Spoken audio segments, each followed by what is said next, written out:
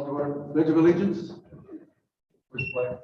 I pledge allegiance to the flag of the United States of America and to the republic for which it stands, one nation, under God, indivisible, with liberty and justice. Welcome, everyone. The roll call says that. Mr. Pettis, adoption of the agenda. Sir, Mr. President, Board, good evening. I recommend that we adopt the agenda as presented. Is there a motion to that effect? I'll make a motion to approve. Second, motion made by Richard Jones, seconded by Vice President Emily Andel to approve the agenda. Roll call. Emily Daly, here. Robert Hayes, Richard Jones, Here. Ron Ortiz, Here. Dr. Dyer Shambo. Yes. The agenda has been adopted. There are no citizens to address the board members. Presentations. Mr. Board members, we are going to discuss with our consultants, Tom Sullivan and Linda Paul, the finalizing of our search process. And it's a multi-step process. As you can see, there are several things that we have to get done tonight. We need to approve critical elements of it, probably most of it. And just depending on our board's decision on things. As you can see, it's minimum qualifications, possibly desirable characteristics, advertising, screening, background checks, staff, community engagement, interviewing, selection, and salary range. Some of those things are going to have to go into a brochure, so when we do an advertising, we actually have a document that will be given out to any applicants who are interested in the position of the superintendent.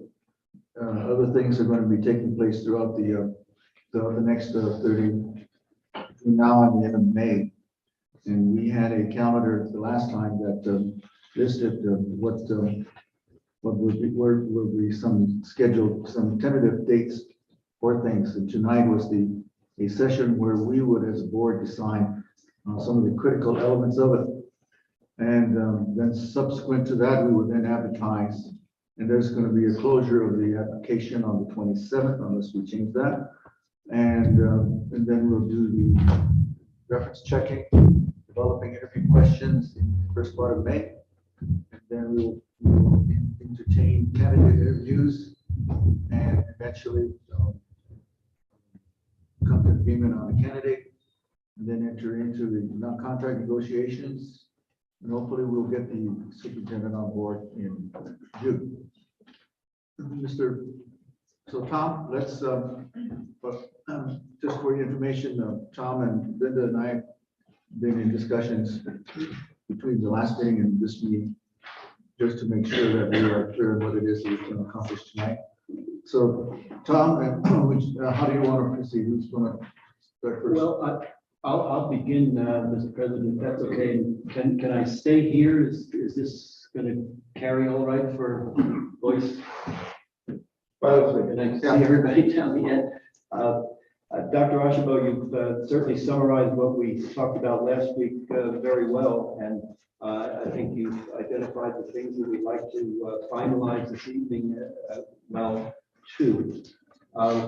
What I would say, based on our conversation last evening, is that we may want to discuss we will discuss with the board some possible amendments at both ends of the calendar that we talked about, depending upon what you all decide. We saw some places that might enhance the schedule and provide different opportunities for your community to participate. One example, I'll start at the back end, because the first conversations we had with Dr. Archambault were to try to honor your decision to, or your desire to have this closed as close to the end of May as possible, so that somebody would be available to start here certainly by July 1, and ideally in the middle of June for a transition period. And we think that we can still do that. But we've then been talking about an interview date of May 16th that would allow somebody who had to physically relocate, uproot a family, whatever that might involve, to accomplish that. Tuesday, May 16th, I believe, was a Tuesday. And on the way out the door, one of the board members reminded us of that fact. We had identified committee members and that included staff, a variety of staff, administrative staff, teaching staff, as well as parents and community members. It's towards the end of the school year. Is that an ideal day to disrupt that many folks that are involved in the educational process? Somebody's going to be disrupted no matter when you do it, but would it be any better from the community perspective or from the educational perspective to move that to Saturday the 20th? That was one thought I went through. Bob, wait, hold on, go ahead. Anything else? Well, that would be at the back end. On the front end, if we're going to involve more participation, inviting more people to be in the committees that you are going to nominate people to be part of, and we were going to invite them to help us with those characteristics and qualifications that you responded to a survey on. Dr. Paul's going to give you a quick update on how those surveys narrow down the focus that you think are more important characteristics and qualities. We could also do a similar survey and open up a window for as long as you think would be appropriate. You know your community better than we do. That perhaps would be a week. That would not necessarily change what happened in May or when the transition could occur in June, but it might delay the advertisement and tighten the application window for those candidates a little bit. We don't think that that would be too problematic. And it might, again, help you folks in terms of the community and their opportunity to be more active participants. So I'll stop there for a moment, Dr. Usher, but we have also done some research on all districts' current superintendent salaries, and we have some information on changes year to year and that sort of thing, so we can give that salary range help as well. But I'll let Dr. Paul talk about the survey instrument, what she gleaned from your responses, and how quickly she thinks that we could turn around some of that stuff. We've also looked into some promotion materials that are already available from regional and local sources, as opposed to reaching out and trying to create something new, because that would also be slower than getting something on the streets quickly. I'll stop there for a moment. We'll get back to the timeline, some of those logistics. What I would want to do is to start us with the board's review of the results of the survey. And go ahead, you can turn that around however you want to do that. That's okay. If you don't mind, can everybody hear me okay? Yes. I'll use my teacher voice that I haven't used in a couple of days. So good evening, everyone. As Board President mentioned, I'm Linda Paul. I'm the other half of your search consultant team. And so at the end of the day, what we want to do, of course, is get a wonderful leader in place for you by July 1, so that Max's big shoes, I'm sorry, Superintendent Perez's big shoes could be filled and move the district, continue to move the district forward. So to do that, we have to back up to today and identify, well, what do you want in a new superintendent? And so the board always retains the authority to hire. You are it. No one else can hire. We can't. Your staff can't. It's a school board statutory requirement that you hire the superintendent. So in order to help you do that, we gave you a little survey last week that thank you everyone for filling it out. So I have the results. We asked you point blank, what are your top qualifications for a new superintendent? And what the board members said when we surveyed them is number one qualification is district level experience.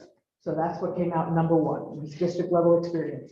The next one was superintendent experience, classroom teacher experience, experience in instruction, and experience in a multicultural district. So those were the five top vote getters, so to speak, in that survey. So we can certainly, when we design an advertisement or a posting for the superintendent position, we can easily put those in as qualifications. You always have to have the license piece. That's non-negotiable. You have to have a licensed superintendent. So we'll add in the license piece, but what we can do then is take your words and use your thoughts as the qualifications. Now, characteristics I thought were very interesting. The number one characteristic that the board indicated that they wanted was twofold: good school board relations and integrity and trust. And I think that sends a powerful message to the community that we're looking for a leader who does have integrity, who can move us forward, and also is a team player with the board, so that you're not at odds in any way, but that's a smooth transition. And then effective communication and good decision making. So again, we can incorporate all of that into the ad that we put forth to the public, to the world, to the communities, to everyone who will open their email and look at the job posting. So with that being said, so we know pretty confidently what the board would like. Okay, because we asked you, and you all responded to the survey, so we have some good information from the board. The question that's before you tonight, and I'm going to be honest with you because I'm just that kind of girl, we were hearing some concerns over the last week that maybe the board wasn't including enough community input. And so we strategized, like, what are some other ways, if you want additional community input, what are some other ways that we can ask for community input in an authentic way? And so one of the ways to do that is to ask the community the same questions. What are you looking for in a superintendent? We can set up the survey so that we can look into subgroups. So we can look at, okay, what are parents looking for? What are community leaders looking for? What are teachers looking for? What are parents looking for? So we could do that. You could ask people to fill out a survey, as Mr. Sullivan mentioned a moment ago. We have the technology. So Lorraine has been a rock star so far, and we will continue to partner with her and get the link out. Just like you always see the link in the email, all you have to do is click on it and answer the questions. So we can do that for your community. But I have to tell you, my own personal bias is that if you're not going to use the results, don't ask the questions. If you're not going to use the results from a survey and look at the results and take that into account, if you feel like you don't have enough time to do that, that's totally okay. The other way to include community is during the interviews, because the board clearly has to interview candidates, but the community can interview candidates as well. And we talked about that last week, where perhaps having 3 different committees of community members, community leaders, and community tribal leaders and staff.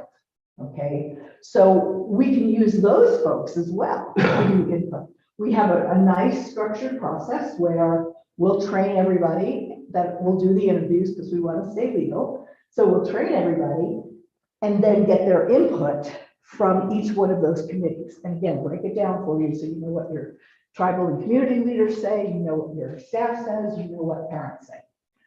So that as you make your deliberations, as you think about this, as you decide on a new superintendent, you have information from your community to make that decision. Doesn't mean you have to listen to it, but you have it. And it's from the specific subgroup, so you can Yes. factor that whatever way each of you choose. So you will be responsible for appointing tribal leaders, community and tribal leaders, parents, and staff. You'll be in charge of appointing those individuals.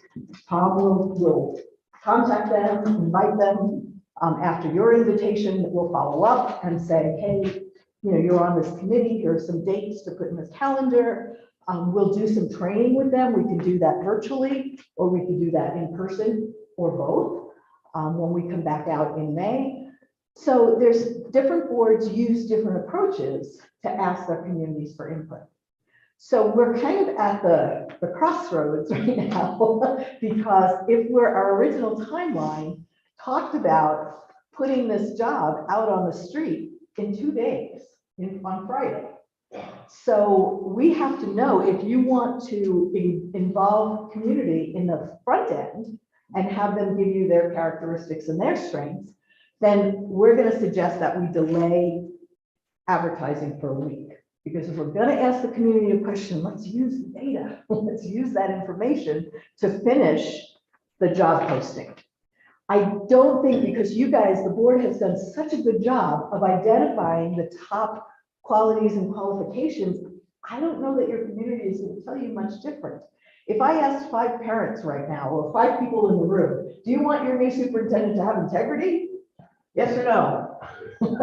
Yeah, everybody's shaking their head. Yes, of course we want integrity. So there's going to be a large overlap between what you want as a board and what the community wants. And integrity and trust, of course, is a big part of that. So again, it's up to you. You're the school board. You can choose to get some community input up front. You can choose to get some community input in the interview process, or both. Totally up to you. And we're ready to respond to you. I know that you're trying to balance speed with efficiency. And that's your decision to make. Which one do you prefer? If you want speed, then we'll involve the community in the interview process. We'll get good input at that point. And so if you want to kind of pause for a week, get some more information, or pause for 6 days or whatever it is, I can have a link to Lorraine by tomorrow morning with the community survey. But again, I wouldn't post the position. If you're going to do a community survey, I wouldn't post the position until you get the results in. Does that make sense? Thank you. You're welcome. She identified the minimum qualifications. We heard them. And then she also identified our desirable characteristics as a result of the survey. And what she's, I believe, said, and I think in our action items tonight, we're to adopt the minimum qualifications, so they'll know the basics of what it is from a professional credential basis.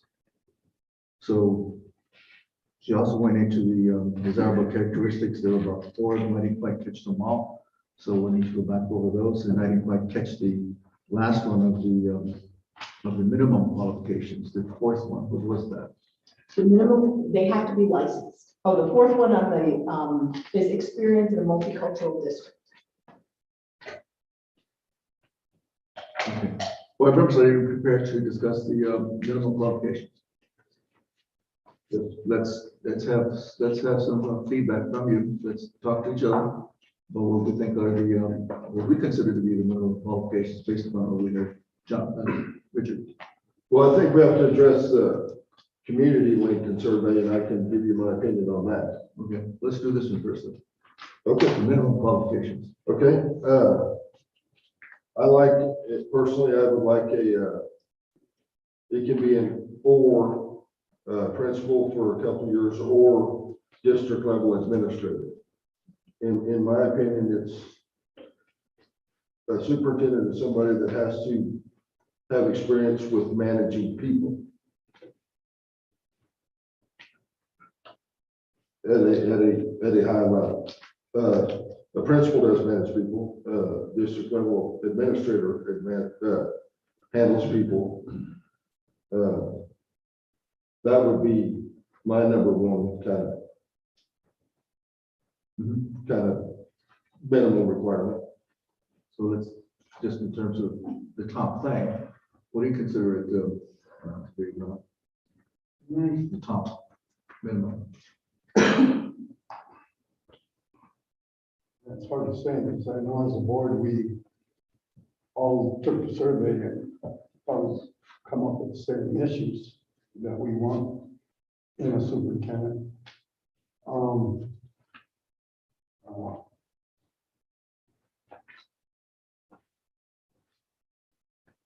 I really don't, an answer to that, because I think we've all, Mhm. you've given it to us, you know.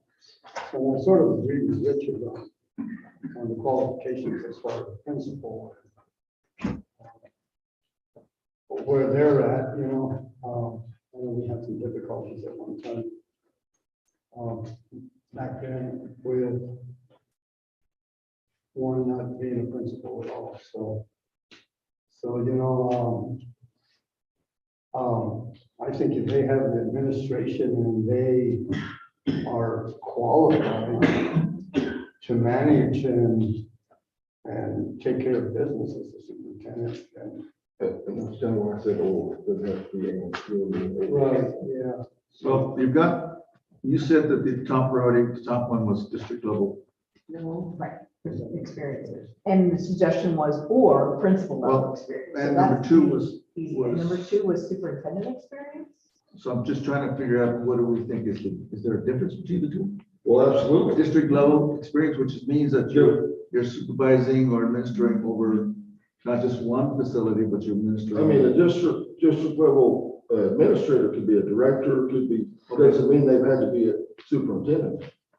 It would mean more maybe overseeing programs, might involve overseeing people in those programs.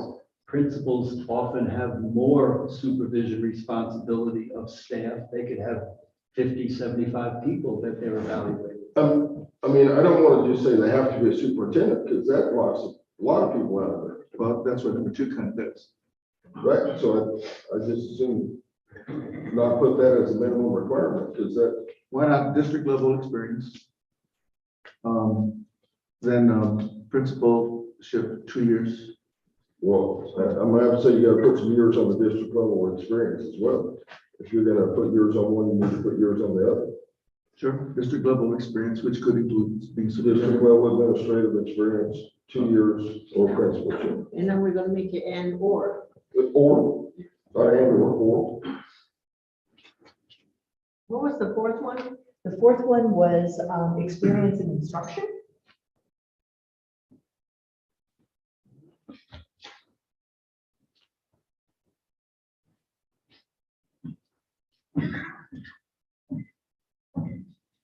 So what I heard was change the first one to district level or principalship experience I to, didn't hear that. okay, sorry. Our district level experience, District level administrative experience, administrative experience, okay. or principal of 2 years, Well, or principal of 2 years. no. I think that if you say or 2 years, then that's what they would offer us and we don't have to. So I think that a person who is going to be a lead, is going to be a superintendent needs to have that district level experience and not or. No, I didn't say or 2 years. I said district level administrator or principal. I would like 2 years experience in either, not Okay, or 2 years. so would it be district level experience of 2 years? And 2 years district level And then 2 years administrative of- experience or principalship. However you want to write it, well, you understand Yeah, y'all understand what I'm after. yeah, what I'm saying to you though is I don't agree that if a person just has 2 years principalship that they are going to be able to be the superintendent. Do you want to do 5 years? And what I'm saying is that, help me, Tom, am I really hearing, Richard or any of you guys, that if we did, first qualification would be district level experience. Or principalship. That means if they don't have district level experience, that they would then offer their 2-year principalship. I like the 2 years on either, 2 years minimum on either. Well, or is it an and? Then you should have district level experience and 2 years. Experience. No, because there's some great district level administrators that have never been a principal. Doesn't mean that they're not capable of being a superintendent. And they may have years of experience as a district level administrator, but not necessarily in a principalship position. And so we don't want to eliminate those. But there goes the or in that sense. Dr. Archibald, if you're looking for comment on that. I have had personnel directors that have never been a campus level administrator. I've had finance directors that have never worked in a building in their lives. They have had central office experience and they may have administrative certificates, but they wouldn't know a teaching guide from from an audit book. I'm sorry to say that.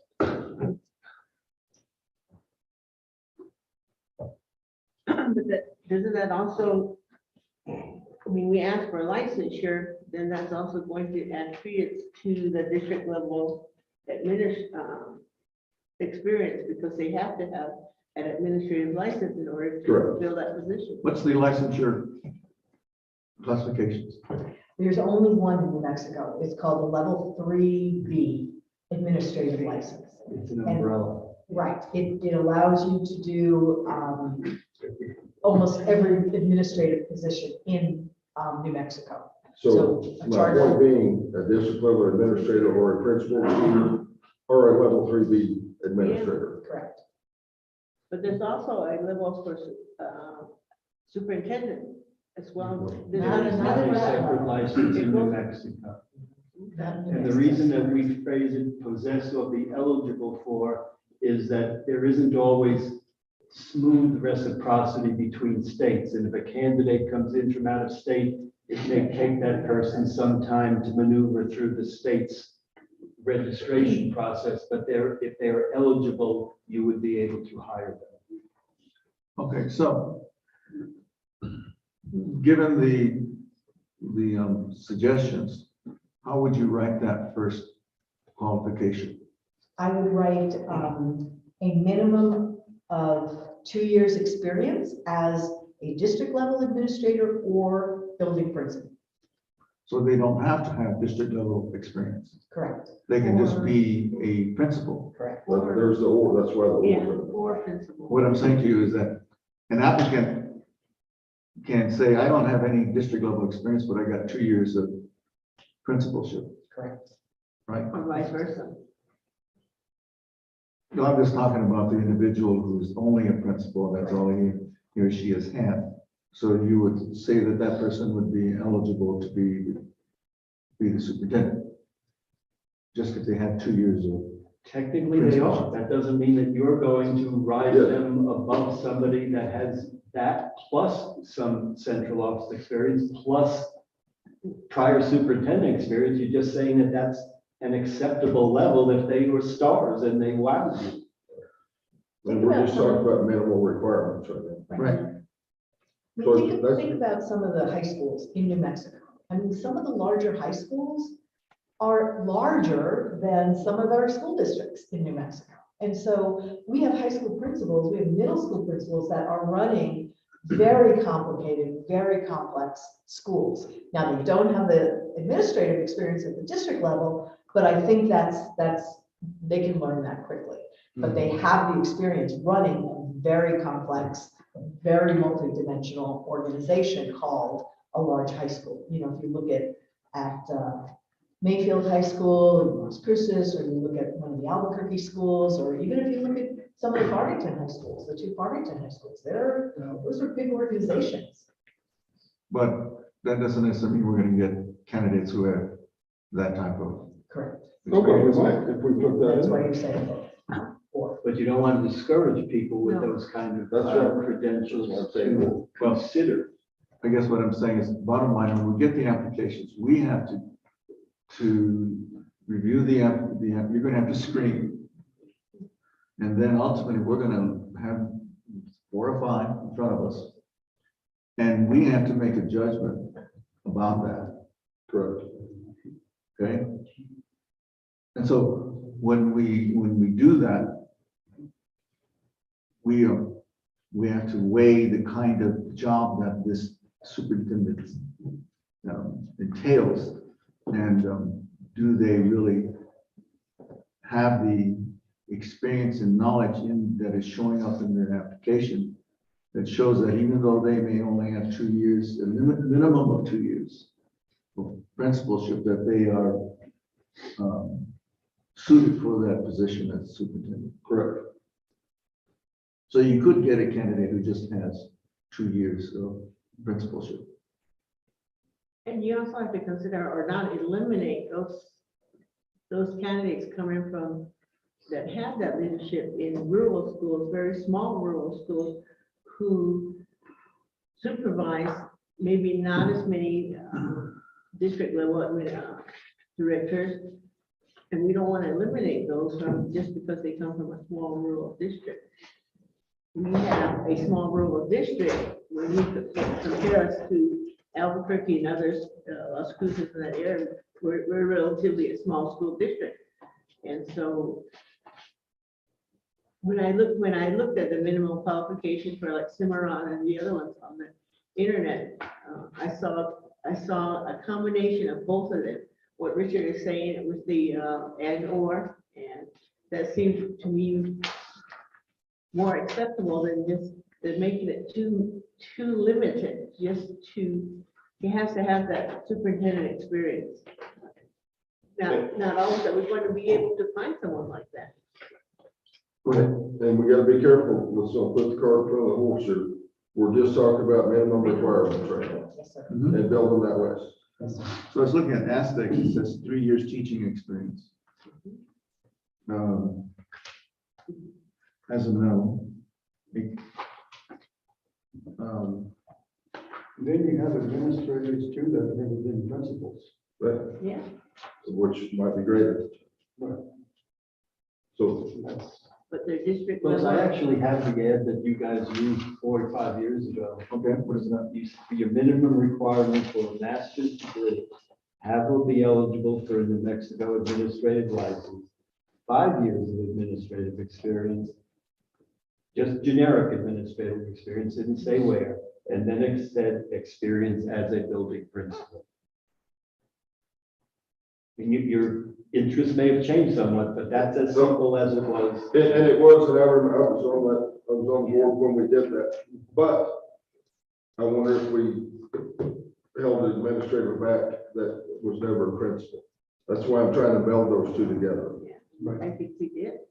We Oh, we did. eliminated, yeah, we eliminated That's what I some. brought up. So we're saying that they could have either district or 2 years. District level administrative experience. So do you understand that? Just like she read it to us, it's great to me. Do you think, how do you feel about I it? like- That's just a minimum. Yeah, I like the, or, So Just more. when we want to make sure that we don't confuse and run into any legal difficulties later on how we actually state it, so that the applicant is clear that they can have either district level experience or they can have 2 years principalship, That's what I wrote down. and that's clear. Okay. Yes, sir. Let's go on to the second minimum. What is the second minimum that we get? That the Your board had oldest. indicated was superintendent experience. I think you gotta So, swipe that one off. Well, if we did district and 2, then we don't have that one. Yeah, you gotta swipe that So one. what's the third? classroom teacher. Teaching experience. That And also, most of them have it. yeah, that also does it.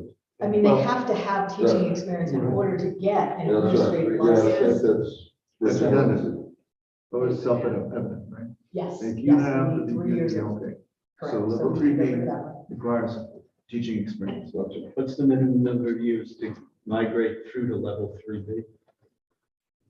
Probably, So that's, you've got it covered, no problem. So we say level 3B, basically that person is going Yeah, to. so scratch Gonna it. have- They've got the teaching experience by default. Okay, and the last one? experience in instruction and experience in multicultural district. When we say experience in instruction, what would we think we mean? It could mean, what I interpreted that to mean is you're looking for somebody who is an instructional leader, who has experience leading the instructional program. Like Mr. Sullivan said a minute ago, you could have been a director of personnel for many years and never looked at test scores or looked at curriculum or looked at teachers growth or teacher lesson plans or any of those things. And so with some experience in that area, you're looking for somebody who can step in and be that instructional leader, who understands, like Tom said, the difference between a bookkeeping ledger and a lesson plan. We want the people that know how to do the lesson plan and how to coach teachers, how to coach principals, how to support the learning process. That's what it means to me. Now, I can add some more words if that's what you want it to mean. Well, in the competencies of an administrator, in the state's competencies of the administrator, does it not include Yes, sir. instructional leadership? How does it It read does. in the instructional leadership? In fact, the license is called a 3B instructional leader license. Okay, So yes, it sort of implies that. That includes curriculum.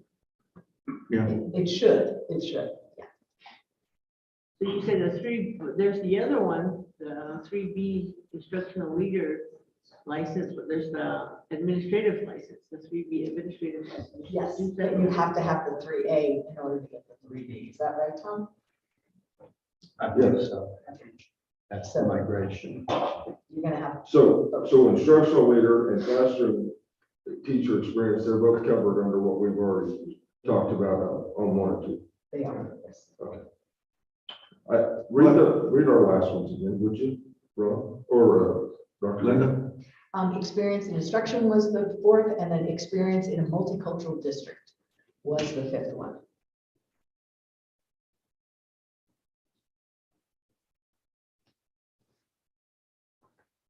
What I'd like to see on that one is multicultural experience in settings similar to the district. In diverse cultural settings similar to our district, which would be Native American, etc. I think that's Is reasonable. that acceptable? You said experience in a multicultural, Experience in settings similar to Grant Seaward County Schools.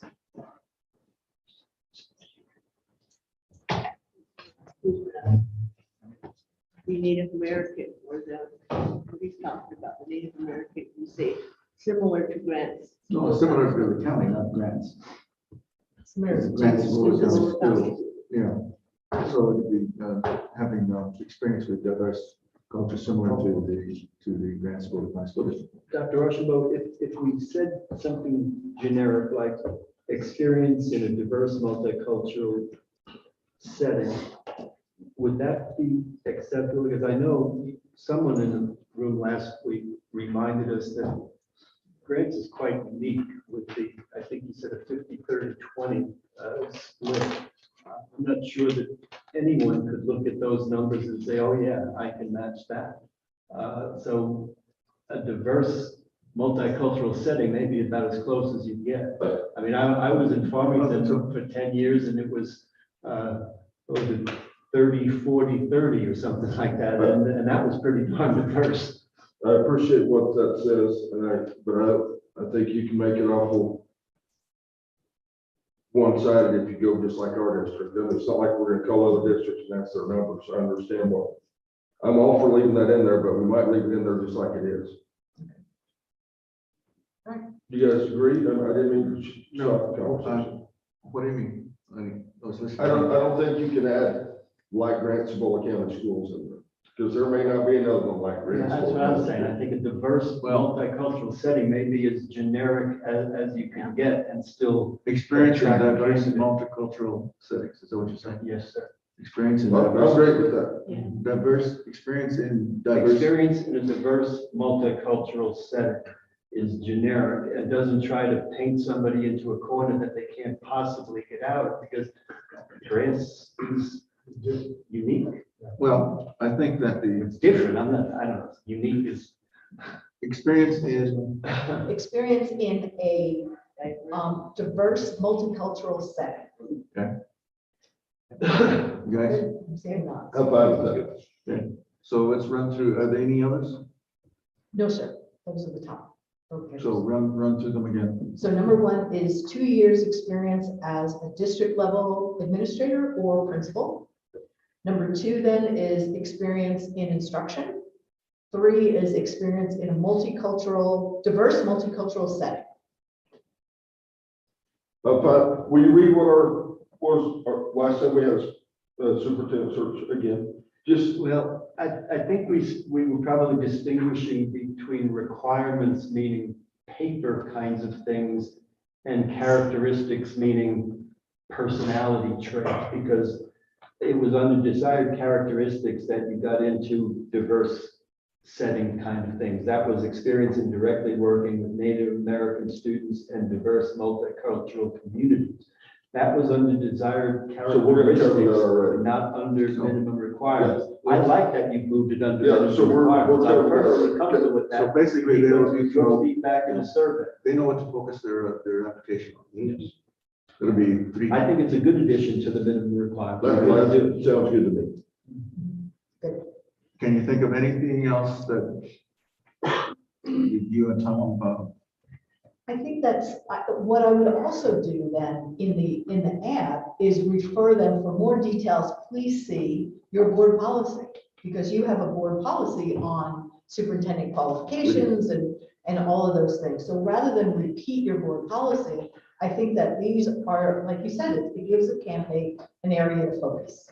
And then at the very end, I can say, also please see Grants County Schools District Board Policy X, and here's a link. So that it refers them back to your policy. And what I would add to that is you will notice immediately in interviews which candidates have done their homework and know about your school district.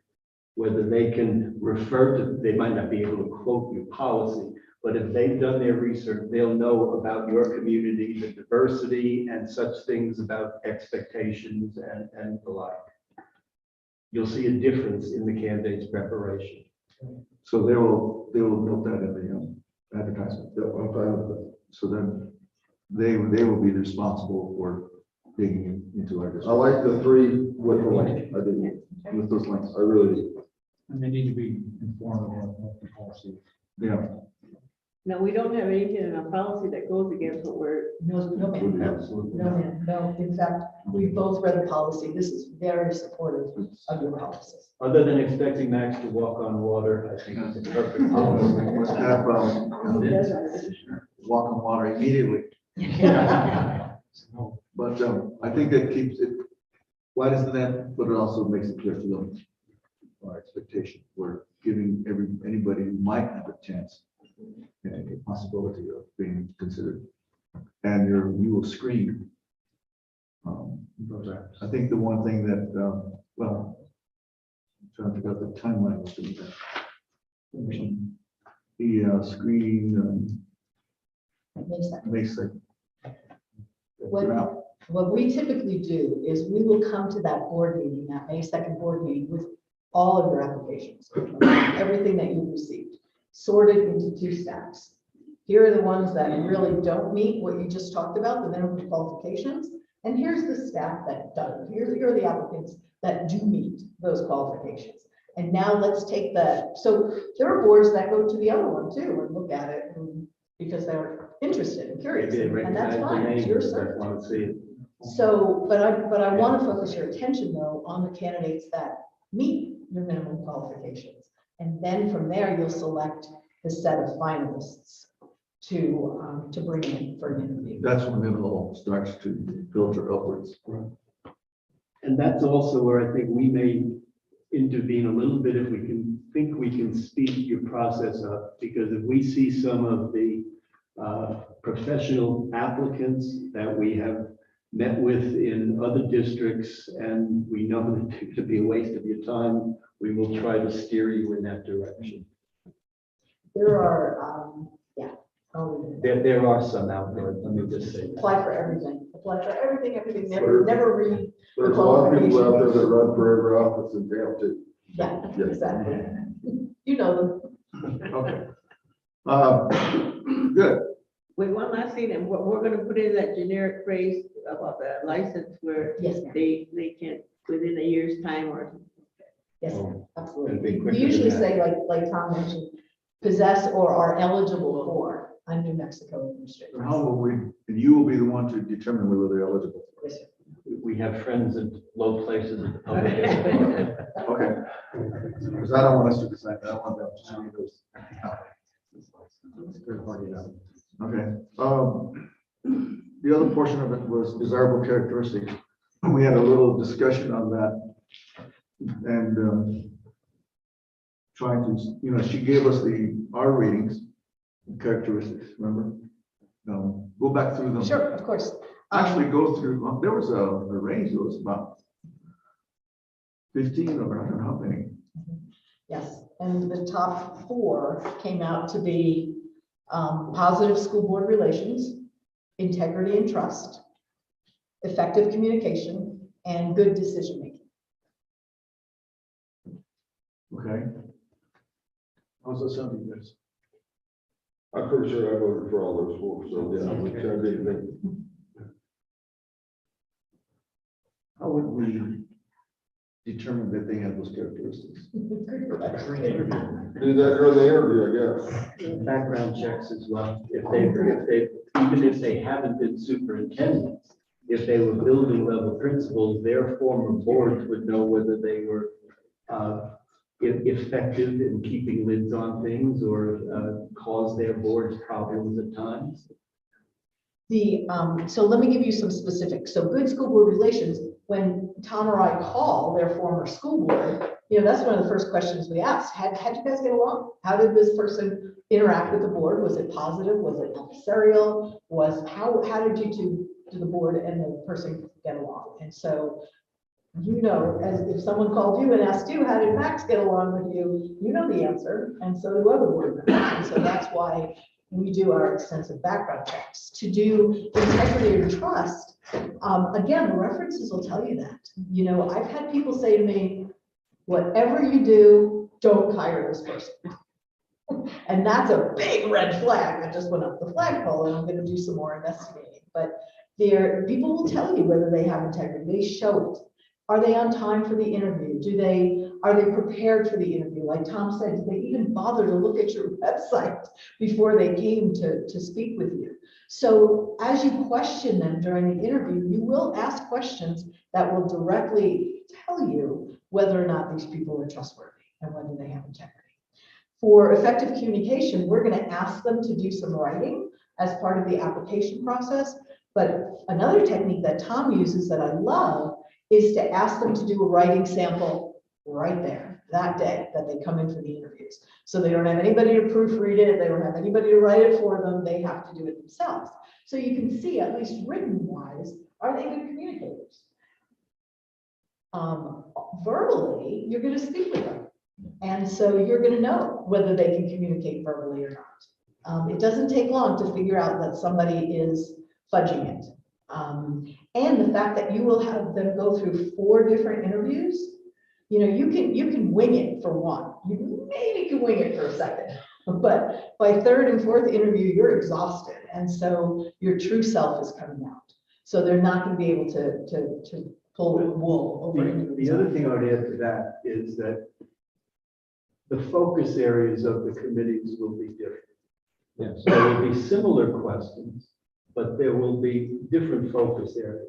So if the individual was winging it and managed to get through bluffing one of the committees or 2 of the committees, when those focus areas shift, I'd be shocked if they were able to pull the wool over 4 different groups of your community.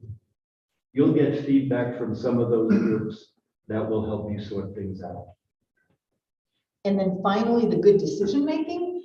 I love questions in the interview like, what was the best instructional decision that you made that increased student achievement? And so I'm asking right up front, tell me, what have you done to help increase student achievement? What have you done to, tell me about the most irate parent that you've ever dealt with and what was the outcome? So that you start to hear some of their background experience, because I believe the best predictor of future behavior is past behavior. And so if they handle things well in the past, chances are they're going to handle it well going into the future. So that's not 100%, but it's through my years, it's borne out. So those are the ways that we look for these kinds of qualifications. It's in the person themselves, how they write, how they present it, I mean, I've had beautiful, beautiful portfolios turned in, and I've had like, were they drinking coffee during this? Because the pages are stained and crumpled, and I mean, we've seen everything out there. So you learn a lot about a person as they make the application, as they come into your district, to your house, they come in and present themselves. You'll learn a lot about them. So I have no hesitancy to say, if these are the qualifications you want, put it out there. Put it out there because the right people will apply. The desirable characteristics are very general. Yes. And so that would make it difficult to possibly agree. Because For who to agree, sir? for the board, because they're talking about these 4 characteristics, and there's 3 minimums and 4 characteristics. If those are the only ones we want to do, because we don't have to just have 4 characteristics. Correct. Explain characteristics, define it. So the way I see it, qualifications are more your skill and knowledge level. Okay, so there's no way that I could be a tax accountant. Okay, I don't know anything about tax law. I don't know anything about audits. I know nothing about being a tax accountant. So I have no qualifications to be a tax accountant. What you're looking for is this person's background and experience, their skills and knowledge, their skills and knowledge basically. Can they lead? Can they, looking at yours, do they have instructional leadership background, etc. So the qualifications are background, knowledge, and skill. Okay. The characteristics are more personality traits, if you will, or more affective characteristics. You want to make sure that this person isn't going to be disrespectful to everyone, isn't going to be mean, isn't going to be in the wrong spot. Let me jump in for a second. Again, I'm going to refer you back to your own document a few years ago, because it's not dissimilar from similar ones that I've put together or helped prepare. And just a couple of key words from a handful of characteristics. And there would be a verb maybe that drove it, that they demonstrated it, or they showed it, whatever. Strategic planning, instructional leadership, effective and collaborative partnerships with community and governmental agencies, communication skills, confidence in fiscal administration, ethical behaviors. Those are the kinds of things that Dr. Paul was talking about. They're qualities that you exhibit in the way you behave, as opposed to credentials and documents that you earn.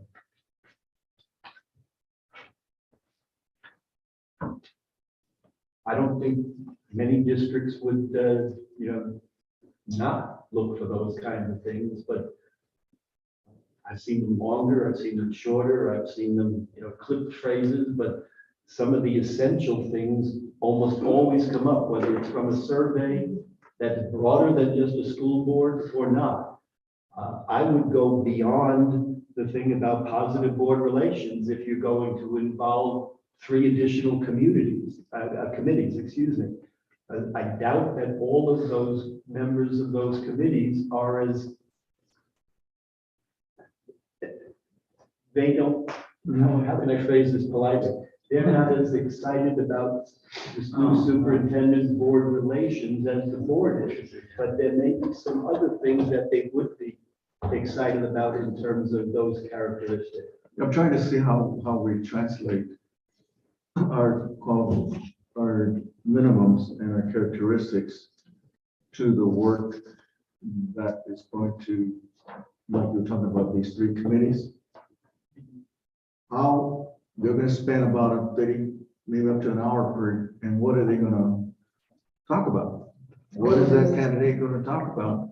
There's plenty. And what I'm saying is that if we have these characteristics and that's what we have to base the work of those three committees on, is what we have here.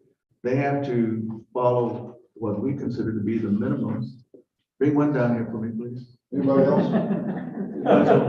Would you mind getting a tray? Just kidding.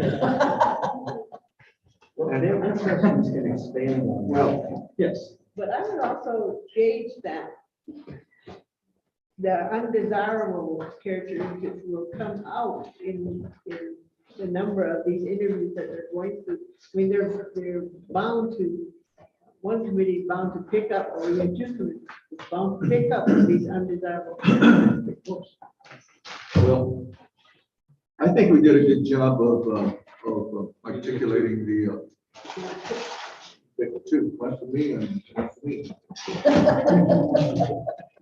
As you can tell, I enjoy doubling up. Well, Evans, I think that our regional characteristics are pretty good. I think we can do good business, good board relations, integrity of trust. I think that's important. I think trust creating team is important. Effective communication, but those are too general. I think we need to I think we as a board need to be much more clear of what it is that we consider to be the dynamite superintendent we want. I don't want to get into a difference of opinion between us just on those four. I think we need to have much more professionally oriented characteristics, things that we want to see. One thing, our district has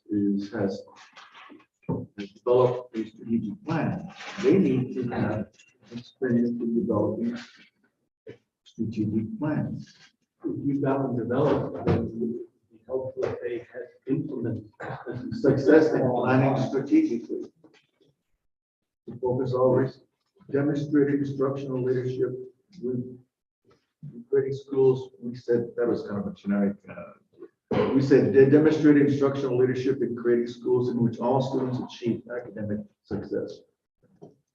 You know what that's saying? It's saying success for all. So do they have that mentality? Do they understand that we're saying everybody is going to get a shot at this? On success, and have you had any experience in whatever you've done, that we can see that you have that same drive, that same commitment. Experience in directly working with Native American students in diverse multicultural. We've already said that on the. Experience in creating safe and secure learning environments. We don't have anything on that. We should have something on that. We should have them have some experience on showing us that they've worked on, recent developments. Could be at the building level, could be at the district level. Do they know what's going on? Because if we don't have that in there, we might end up debating for no purpose. I'd rather have us already state up front. We need to know if you are accomplishing the technology when it comes to safe and secure learning environment. And we can have those in. Those are two that we can easily add in. Some language around success for all, demonstrating instructional leadership and demonstrating leadership that yielded. So that gives more meat to what it is that we're going to do. Okay. Yeah, Could I offer a suggestion? sure. I agree that we should add to the four that came back from your survey. And I think we even already moved one up to. Yes. Yeah. And I think you guys had some good thoughts from several years ago, the document that you were just reading from. Yeah. And Dr. Paul and I have similar things like that from other districts that have gone through the same exercise you guys are going through now. If it would help, and are we going to try to get this ad out Friday or are we? Finish your. Okay, Finish my what you're thought would be that we can take your document from last time, plus the four feedback statements that we got from the survey, and some other information that we have. We can put it together in a draft that perhaps the president and the second board member of your choosing could look at with Dr. Paul and I, and we could finalize this and not have to have a special meeting and get this thing out on the streets in a form that would meet your approval. I don't know whether we want to wordsmith this to death right now. No. What do you think? Do you want to tinker with the words right now, or do you want to let them play with it and bring it back to us? But the question I would have is, do we expect our committees to be able to, are they going to be provided these same levels, and will they be able to evaluate district level administrative experience? Let me answer that. They will have the candidates' resumes and additional information. They will have the advertisement, and they will have the questions that they've helped us develop for the interview. I will guarantee that during the interview, their attention will be on the questions and the answers they get from the candidates. They will no longer be looking at the advertisement and the characteristics that we're talking about right now. That information is really for the applicants as they develop their responses to you. I just don't think that that's what's on the top of anybody else's mind after the application packet has been prepared and presented.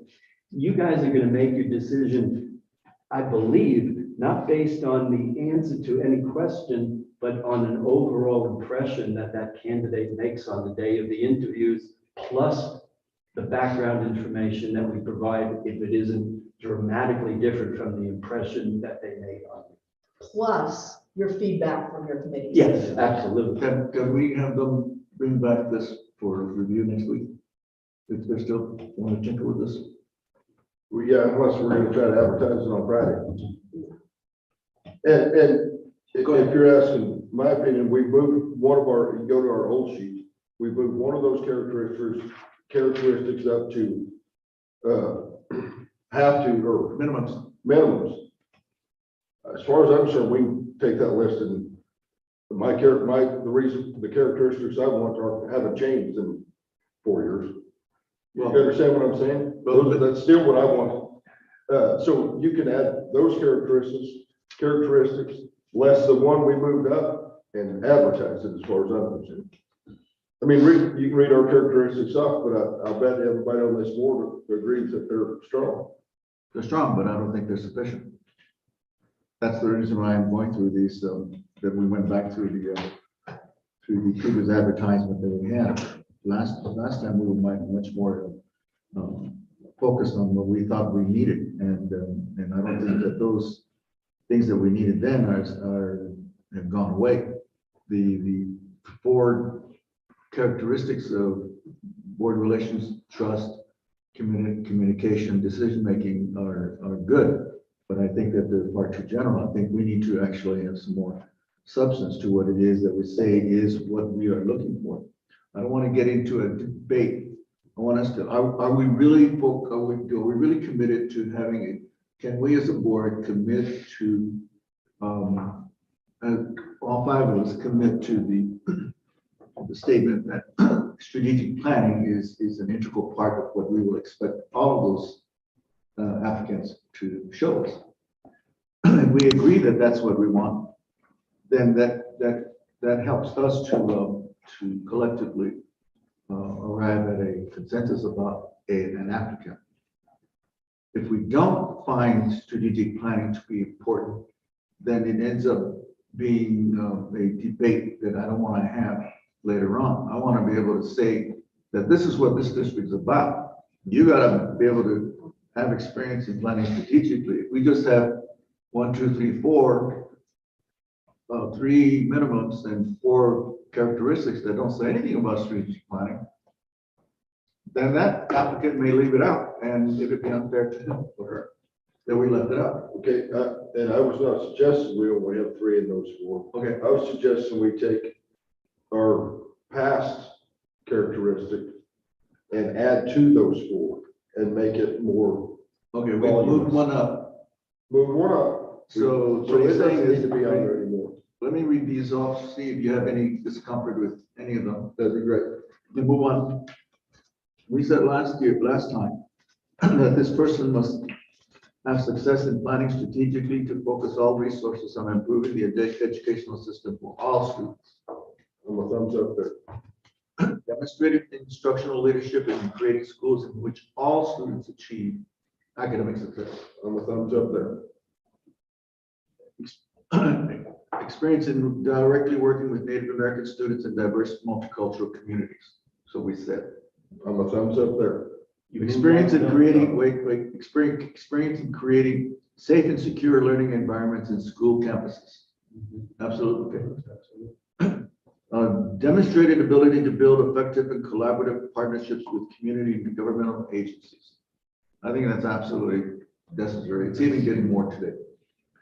Exceptional communication skills, both as an active listener and as an articulate spokesperson for the district. Okay. Competence in fiscal management, administration, including budgetary oversight and linking the budget to the strategic plan. I think that's essential. Ethically aligned with a clear sense of values which are manifested in behaviors. I think that kind of fits in with our 4 characteristics. In other words, we already are sort of saying that with the 4 of good board relationships, the integrity of trust. But we can also link that strategic plan, some of the ideas that you had or you read, like the experience with strategic planning, including fiscal management. You can condense them so that, combine them so that they read. But would they not know better what this district wants? Yes, sir, they would. And that will be fair for them. I think that's. That they would know that we believe in good board relationships. That's the start. We gotta have that, or they don't work. We must be, there must be integrity, there must be trust. We must create teams in the district.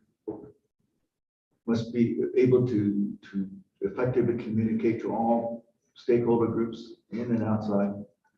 Be a good decision maker.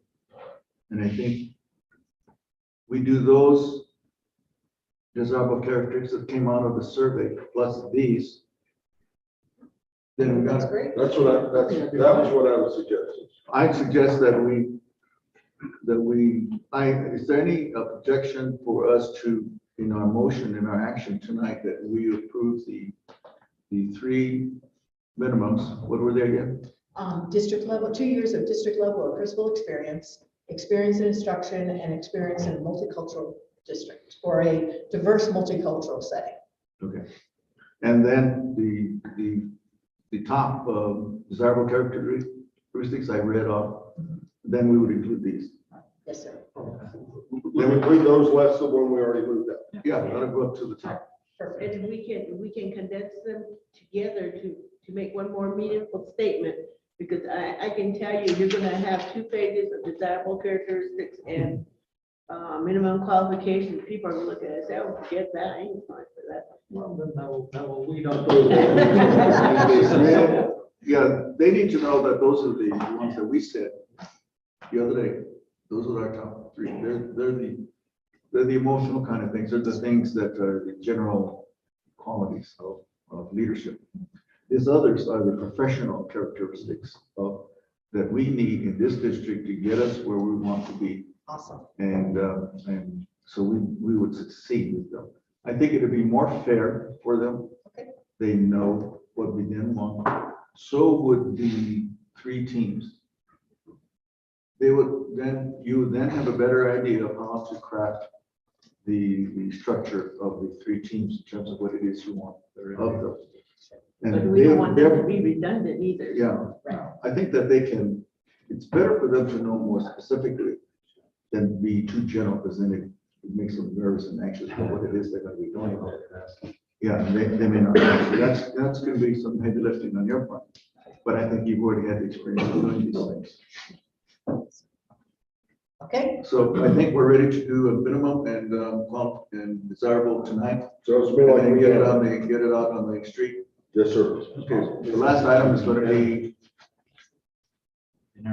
Dinero. yep, salary. Give us some, Can we look at the final result, like email it to us so that we can find something? Absolutely. So we took a look at some of the Oh, excuse me. current, I'm going to make sure that you and both of you and Linda will have the right, the language for the motion. And that's what she wants to make sure that we do. So both of you work it out and make sure that when we leave here tomorrow morning, we'll have the right motion okay, with all that stuff. Yes, salaries. salaries. So we looked at your current superintendent salary. We looked at similar sized districts around the state. And well, ladies and gentlemen, they're up there these days. They were a lot higher than when I was superintendent, but the times are certainly different. And we're thinking of applying. Yeah. Well, look what the teachers are getting now. Fantastic. Oh, break it to us. All right, so, These are 22-23 salaries according to the President of the Superintendent's Association and forwarded me this state. so, I'll start with your neighbor next door. Gallup McKinley is at 206,000. Zuni, also a neighbor, 141. Wait, what is that again? First one was what? 206,000. That's an anomaly. Zuni is 142,000. Aztec is 137. Berlin is 151. Espanola is 135. I won't even tell you Los Alamos. Loving is at 168. Moriarty Edgewood on the other side of Albuquerque is at 146.7. And Taos is at 187. So they're up there. I just finished the superintendent search in Cimarron, and they're offering 135 in Cimarron. So I personally think that your salary probably needs to be in the 145, maybe to 160 range. What do you think, Mr. Sullivan? I think that's about what we noticed, with maybe one exception in the district that's had some tumult, is that it looked like there was $15,000 to $20,000 jumps from the last time we looked. It might not have been year to year, it may have been over a couple of year period, but they were pretty significant. So I would agree with the range that might be necessary to attract applicants and give you some wiggle room depending upon whether they meet minimally or are at the top end of some of those qualifications. What they bring to the table, Exactly. Exactly. fresh off the street, bottle. Now, is this a 1-year contract, 2-year? or That'll be up to us. I don't think you can get away anymore with a 1-year contract. Right, they both- 2 would be a minimum, and if somebody really rocks your boat, you might consider it. That's entirely up to you as a board. I think we need to start considering stability as we have. Very few districts have that. Well, And a state. that is true, and it's unfortunate from I think, a student's perspective as much as any from staff perspective as well. True. Well, the average superintendency I can't is see 1 to 2 years. instability being helpful for anything. To be perfectly honest. So- Communities, kids. I'll throw out a figure, 145 to 170. Any objections? So, That's a lot. That's a lot for a first year superintendent. I would go 140 to 155. I'd go with 140 to 160. 140 to 160. According to the gist of what I'm getting here, we're asking a lot of this person to come on board. Well, that's 140,000 that's paintable. It is, and I agree, but the salary caps that we're seeing over here, 140,000 seems like to me, just listening to these. Well, Gallup is not comparable. No, we don't. Los Alamos is not Throw comparable. that up. Now, Aztec is, Yeah. Edgewood is, Towns? Taos is, and they're about 140 to 155, 140 to 160. I'm sure not. I'd like our, 140, 160. that's okay. Okay, 140 to 160 is what I heard. Is that correct? going once. Sold. To the highest bidder. Do you guys want to know what it was last time? Yes. I do. 115 to I don't know what it 125. is. What is What I it? was thinking, yeah, that's only 5 And we years. were already behind at that time, And what was it last time? 115 to 125. And we were already behind as soon as we did that. Yeah. And, okay. Back to the agenda. It's under there somewhere. So I believe, and please correct me if I'm wrong, President Archibald, but I believe that the minimum qualifications, the characteristics, and the salary are an action item. So we'll need to, The minimum qualifications, the desirable characteristics, and the salary range are action. so we could use a motion like, I approve that we advertise the superintendent position with the minimum requirements and the minimum characteristics that we discussed at this meeting for a salary of $140,000 to $160,000. I can make that motion. Did you get all that? Whoever's And I'll motion, second. whoever's motion is the second, you better get it. Okay, there's also the, that's the bottom line stuff that we really have to get to tonight. We talked about, I would like to propose, get it right off the bat, is that we add a fourth person to our assignments. Bob, you already finished it. You already recommended 3. We had three teams. Team 1 was, well, we had 4 teams. The board team. And if you have no objection, board, I'm going to include our administrative assistant to that group of 4. Then 2 To be on which team? on our team. No, the board just needs to be just us, right? Okay, then she can be on the staff team. Yes. Thank you, Okay, Barb. I so think that's staff excellent. team, then third is then first is the board, second is staff, third is parents, fourth is community. Tribal and Tribal. community leaders. right? There you go. So I'm asking instead of 3, that we do 4 each, so that we would all recommend 4 People. 4 staff members, 4 parents, 4 communities. Does that cause you any difficulty? So let me just talk about the numbers a minute. So there's 3 committees. Let's leave the board aside because Okay. you have to interview them. So 3 committees, if each of you nominate 4 individuals, then what that will mean is 4 times 5 is 20. Mhm. You're looking at 3 committees of 20 people. each. Yes. So let me see, 2, 4, 6, 8, 10, 12, 14. So 6 more people that are in this horseshoe is what you're talking about. Yes. I mean, that can be intimidating, folks. I Okay, just so want to let you know. Let but me explain why, right. board members, Please, is that we are in a compressed timeframe. yes, sir. But we still need to provide stakeholder involvement. And there are different ways we can do that. We can we can split one of those teams up and say, like, divide the staff into leaders, coordinators, and then the others. Okay, we can do that. Or we can try to figure out a way to give the community, internal and external communities, a sense that we are trying to get their voices heard in this process. That's one way.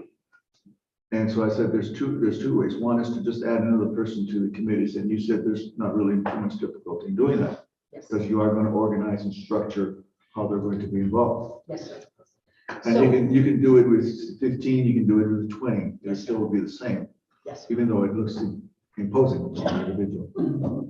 But in this day and age, that person better be able to handle A few folks, a few folks, because they're gonna have to, could get a crowded yeah. board one day, board meeting. If it's down to a choice, as you mentioned, Mr. President, members of the board, if it's down to a choice between a whole nother committee or larger 3 committees, I'll vote with a larger 3 committee every time. That's what we decided. Is that any problem, board members? I'm fine with that, because I don't think you get 20 people to show anyway. You know what? Okay, so we better be. I'm really glad you said that because we're almost banking on that. So the one thing we would ask of you board members is don't have a backup.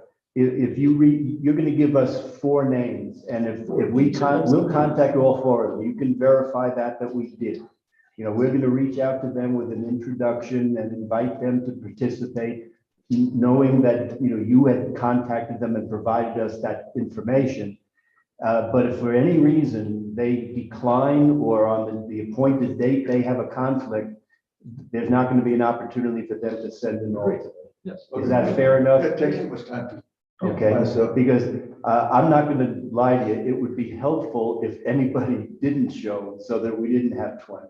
But Okay. we agreed with Dr. Archambault that it would be better to let the committees get larger than to add a committee. And we feel like we can facilitate groups that large. The issue may be for that, it's an administrative, it's a staff committee. The staff committee will have administrators and teachers.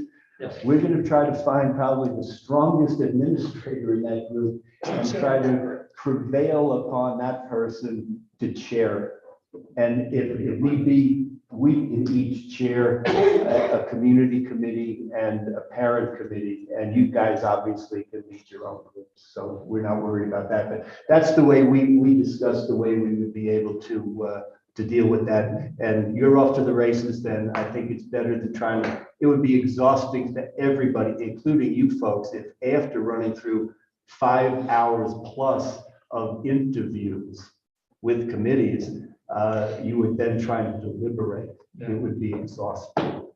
So 4 Yes, sir. times 3. Yes, sir. So what we will need, and I can send you an email tomorrow to remind you, but what we're going to need then is 4 community and tribal leaders, 4 parents, and 4 staff members from each of you. So that's your homework, is to start thinking about that. We must give them more than just names. We need to give them. Contact information, Yes, please. phone numbers and Names, email addresses, And also, what is their position? What are they?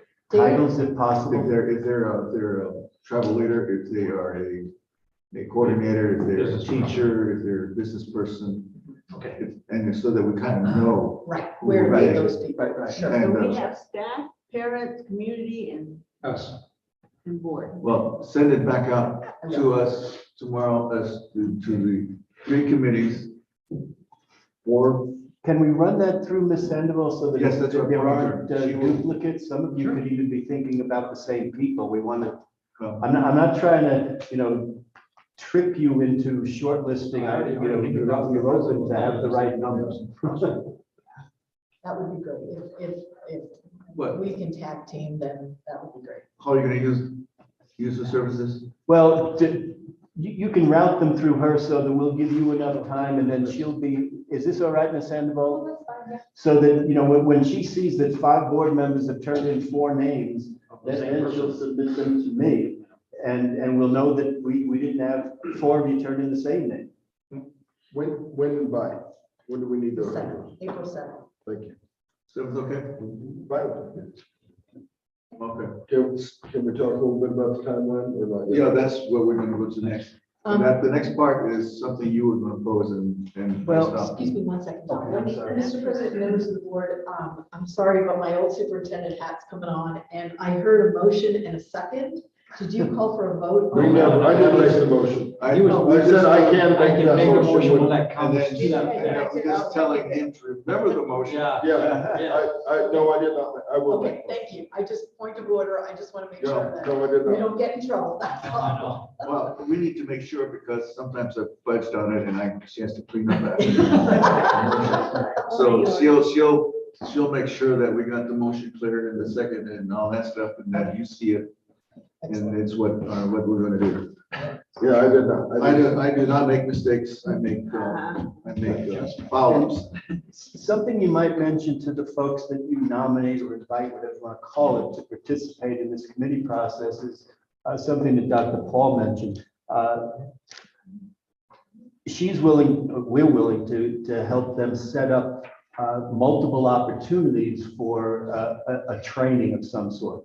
You know, we're going to solicit input for them through a survey like you just took to get them to focus the interest areas that they want to hear from when we develop questions. But then we're going to do a little bit of role training so that they understand what's expected of them during the interview process and how they will provide feedback to you about their impressions of the candidates. And we'll set up multiple opportunities for them to have that time with us. You know, maybe. So, for example, we can do it via Zoom, and I could send out a note to all of the advisory committee members, and I'd love to be all on the same page with calling them that. They're advisory committee members. So we're gonna have a staff advisory committee, we're gonna have a parent advisory committee, we're gonna have a tribal and community leader advisory committee. Because ultimately, they can't make, we're not gonna ask them to rank candidates, we're gonna ask them to give you feedback so that you make the decisions. So that being said, we want to make sure too that they follow the law. You know, a lot of these folks haven't done interviews. We can't ask what religion you are. We can't ask if you're, you know, if you went to Yale or you went to, you know, some prep school, if, you know, if your family has money. There's certain things that you can and can't ask. So we train all of your advisory committees, and you guys too, by the way. It's about 20 minutes, and we go through kind of the interview process and what is legal, what is not legal, why we're doing what we're doing, how the day is going to proceed. I mean, it's going to kind of be a round robin in terms of, if I'm a candidate coming into interview, I'm going to interview with the board first, maybe, then parents, then staff, then community leaders, or the other way around, or the other way around, or the other way around. So that's what we're good at. We're good at those logistics. We'll get those all organized. We'll ask that either we or you pay for lunch that day so that everybody can take a break in the middle of the day. We'll ask that there's coffee and water there so that, you know, we don't uncaffeinate people too much. So we're good at those logistics. We can make all those things happen, okay? What we need from you is that initial invitation. Because I'll tell you what, there's nothing like a board member calling me and saying, hey, Linda. What's the script? I can draft a script. Mr. Jones, I'd like to invite you to be part of our advisory committee. and they're going to say, what's that about? Well, and we have to tell them. And so what is? It may be as simple as you may have heard that Superintendent Perez has chosen to retire, and so we're in the process of looking for a new superintendent for our school system.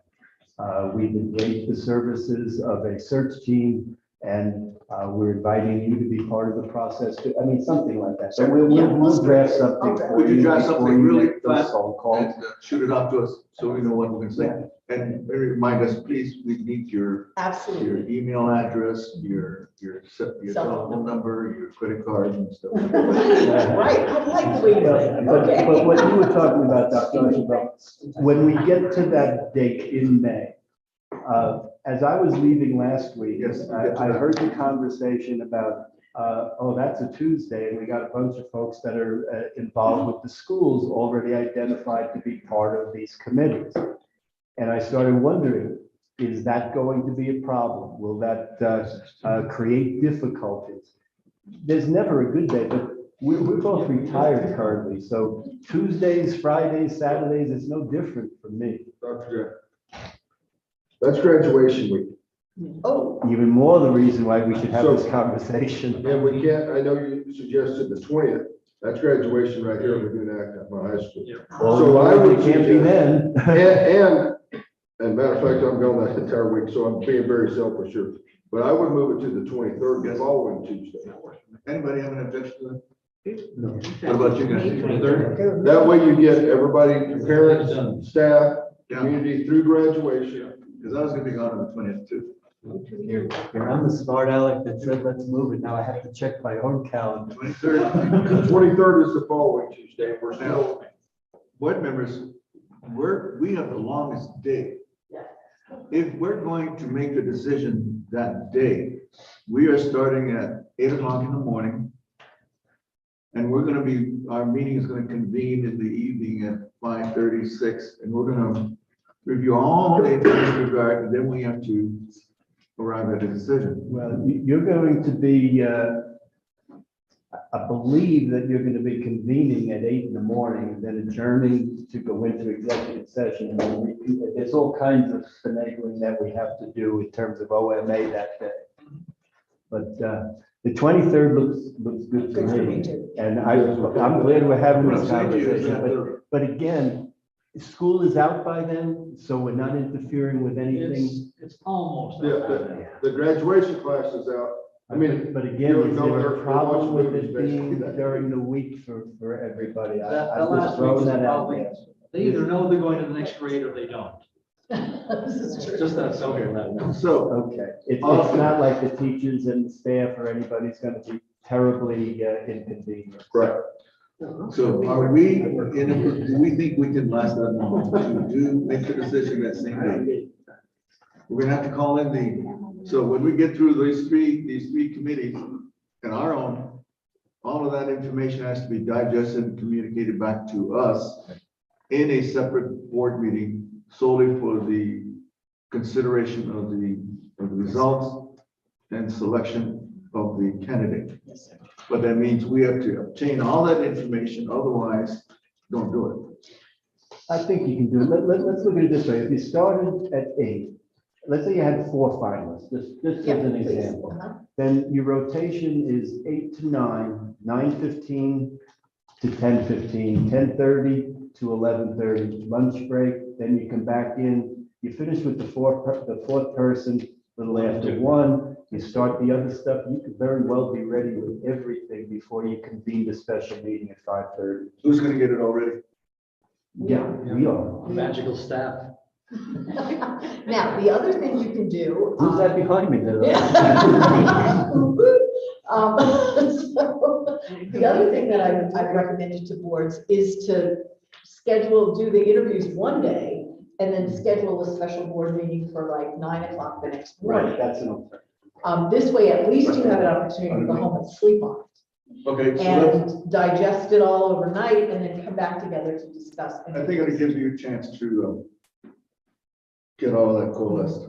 Yeah, that decision doesn't have to be made tonight, but I'm really glad that we picked up on those graduation dates. The day of 23rd and then the evening of the next day. What about Sure. what Bob's saying is that we meet on the 24th to make the decision. The evening, yeah. So we, 23rd, we'll have the interviews, All day.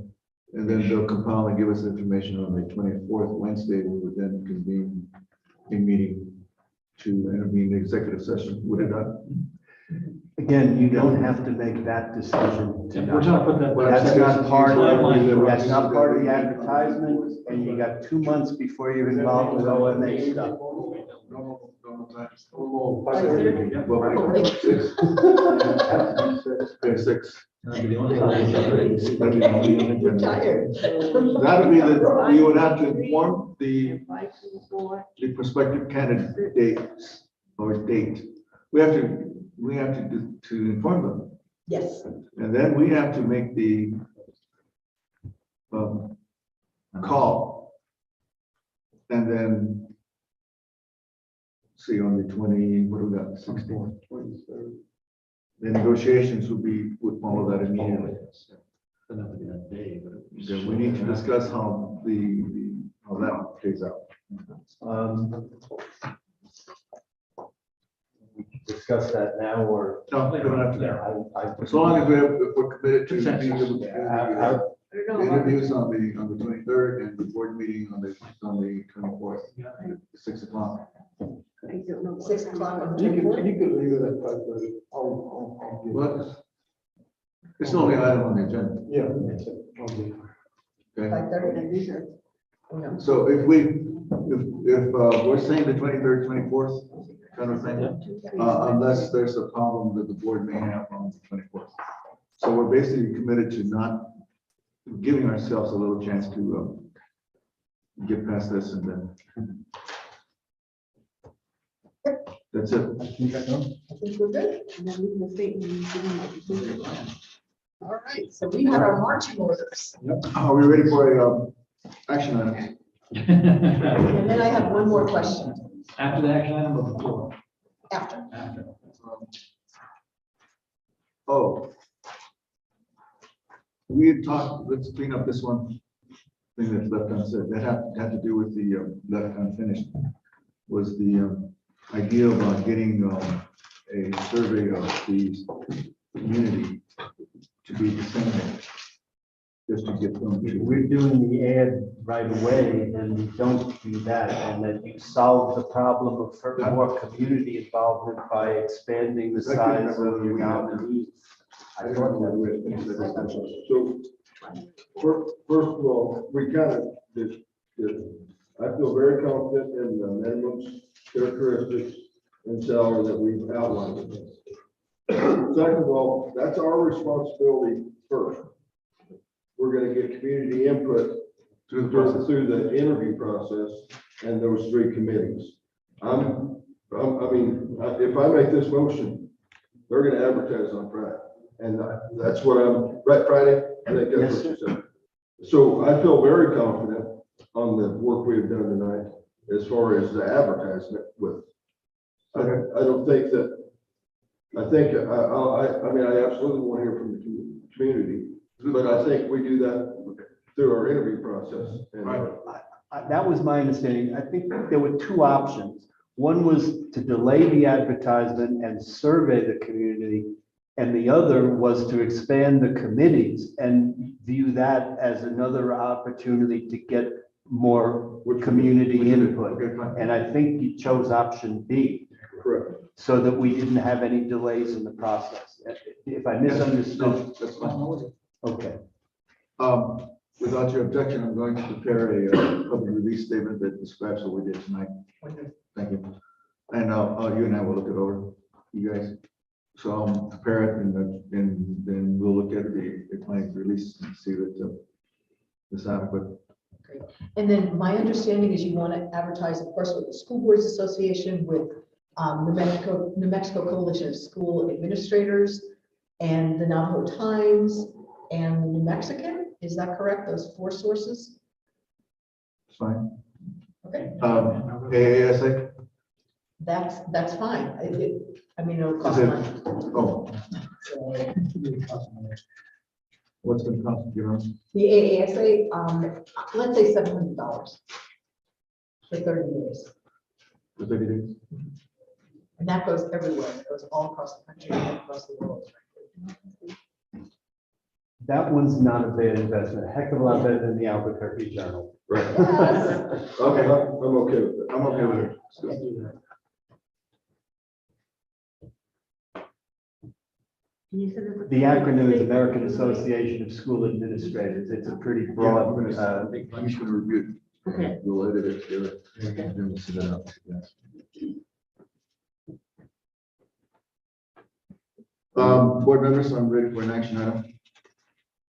I would like to make a motion that we approve the final search plan, including minimum qualifications and desired characteristics, which we discussed in this meeting, with a salary range of $140,000 to $160,000. I second. Motion has been made by Richard Johnson, seconded by Emily Ann Bailey to approve the set of final search plan, including minimum qualifications, desirable characteristics, as discussed in the meeting tonight, with a salary range of $142,000 to $160,000. Is that correct? 140, not $140,000 to 142. $160,000. 140. What, you guys got it? Okay. Roll call. Emily Davis, yes? Robert Hayes, Yes. Richard Jones, Aye. Robert Reese, Yes. Dr. Barry Schulman. Yes. Motion carries. Thank you. Moving on to the budget process and planning, just give us a few minutes. Thank you very much, Linda and Bob. We Linda for the show. We will like a little song the next time. Linda Paula Mary, yeah. Thank you folks very much. Okay, I will send the, with Linda and Lorraine, make sure that the motion is correct. And all the associated minimum qualifications are going to be done. It's approval for the next time. Yes, you take this. Yeah, go.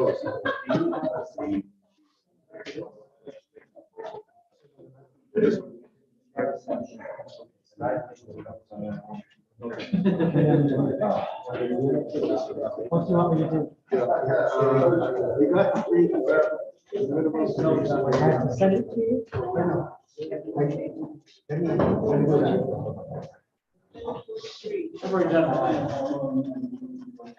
long does it take to? I remember BCFC on the side. This is my third year.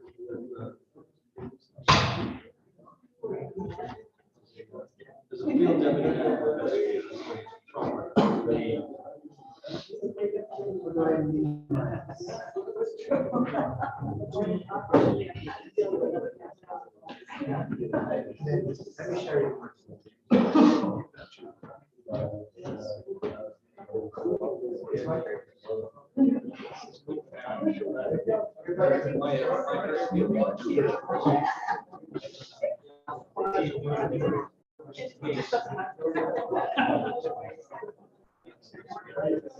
That's the one, yes, figure it out.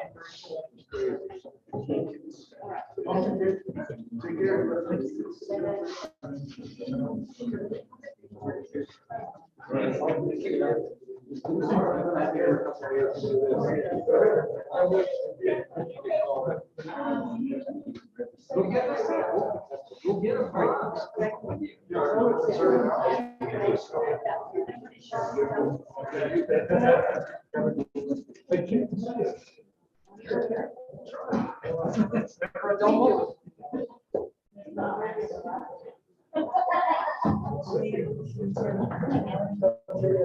I will. I already texted you.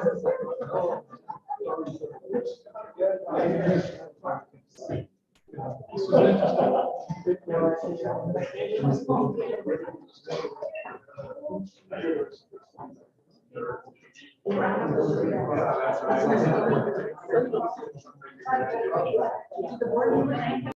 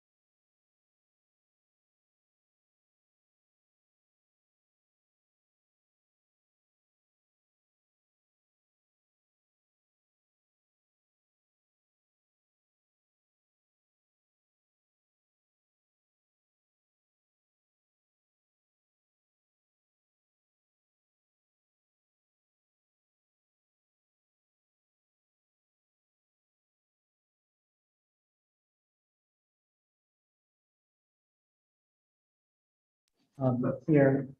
And what I wanted to do, rather than having a budget workshop, I just wanted to do an overview of how we are putting together this year's budget, so that you understand that we're following a particular process, one that seems logical, one that gives us the information that we need, and then one that takes into consideration the changes in the legislation this year that affect our budget. So we have, so it's kind of a step-by-step process. So here's my mouse. There we go. So we have 4 basic tenets. One, that the budget has to be strategically focused, that it supports the strategies and goals of the strategic plan. Second, that we have consistency. I don't like to prepare budgets that have wild swings from year to year. They should be fairly consistent. ESSER funds was one of those big drop in the bucket things that we have, and that was for 3 years. That's going to be going away in a year, and so we'll kind of moderate back to normal again. But we're not looking for wild swings in how we spend the money or where we spend the money. So we're just looking at consistency through and through, so that it's easy to follow. The third tenet is that it was student focused. I always tell people that students are our customers, and that's who we're here for, and that's where we put our money. And so we need to make sure that everything that we do supports the efforts of producing good students and their success. And then looking forward beyond 1 year planning horizon. It's a crime, I think, and I'll say it that way, for agencies and organizations like a nonprofit or government to just look 1 year at a time. They need to have a longer planning horizon so that they can save money when they need to, plan for 3 years, 5 years down the road, and always have some kind of plan in place that if any one of us were to win the lottery today and leave, someone would follow that. And I'm hoping that might happen tonight. I'm just saying, I got my ticket. So that's really what we're 4 basic tenets the way I approach the budget. The next one is strategically focused. And as you can see, we have the 4 main goals of this strategic plan. And so everything that we do is going to be tied to one of those main goals. All right. So, and I'm just going to give you an idea. Again, you've heard me talk about this. We have 87 different funds that we manage throughout the year. They're grouped into major categories: operational funds, federal title funds, capital outlay funds, tax-based and payment in lieu of taxes funds, specially designated funds that come in grants, things like that we use that we don't always anticipate, and then activity funds. These are the money that the students raise themselves or parents raise, and that's how they fund different other items. But that sort of out of those 87 funds, they fall into one of those 6 categories of how they're used and what they're used for, and what sort of parameters we're given on how to spend the money. Some of these funds, we have no parameters. We can spend however we want, like the wind farm money, the money we get from the, what are those called again? The windmill things up on Subway Exit. So we can use that however we want. Other monies are much more restricted.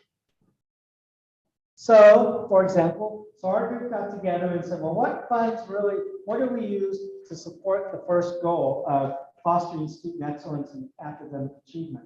Well, of course, the operational funds, the Title I money, special education IDEA funds, the Title VI education fund, the Indian Education Act grant that we get, the pre-K initiative money, impact aid, food service, and transportation. If you lump those things together, those are the ones, the main focus areas will support goal number 1 in the strategic plan. The second one is the excellence in teaching and leadership. Again, operational funds for that, because they support salaries, training, things like that. The Title II and Title III funds that also support principal training, education, those kinds of things. Things that are designed to shore up the skill level of the people who are facing our students and actually sort of boots on the ground. That's very important for us. And then, of course, the ESSER funds, which we apply in a wide variety of ways in order to shore up the social and emotional health of also their training. That's where they're getting all the training for the DLP and examining student work and all that, so that, those new initiatives. The next one is the school climate and environment that's safe, supportive, inclusive, and respectful. Operational funds, of course, but also the SB9 money that we get for capital and maintenance funds, capital outlay, ESSER, impact aid, the wind farm money, and then money we get from bond. And then the last goal, how we use money for engaging diverse families, is the operational funds, of course. As you can see, it has very broad use. ESSER funds, impact aid, the homeless program funds that we get, and then Medicaid programs that are providing health services for medically frail students and students who need additional help in order to improve their cognitive skills in learning environment. Any questions about those? How we categorize which funds go to which? All right, very good. These are the factors in how we plan and budget. Number one, of course, is enrollment, right? We look at grade levels, how many people are migrating from one grade to the next, how many people are migrating out, and what's coming in. School location, which schools are getting a bump in enrollment, which are coming lower, and that helps us to determine staffing and programming. And then, of course, changes in the programming itself and for enrollment. The second one is legislative mandates. These are the K-12 plus mandate that came out this year, the minimum instructional hours that was passed by the legislature as well, and then wages. I'm going to put in on the wages in just a few minutes to give you an idea. This area here is the biggest push for when we chant to make a sort of a left turn or a right turn on how we do our budget.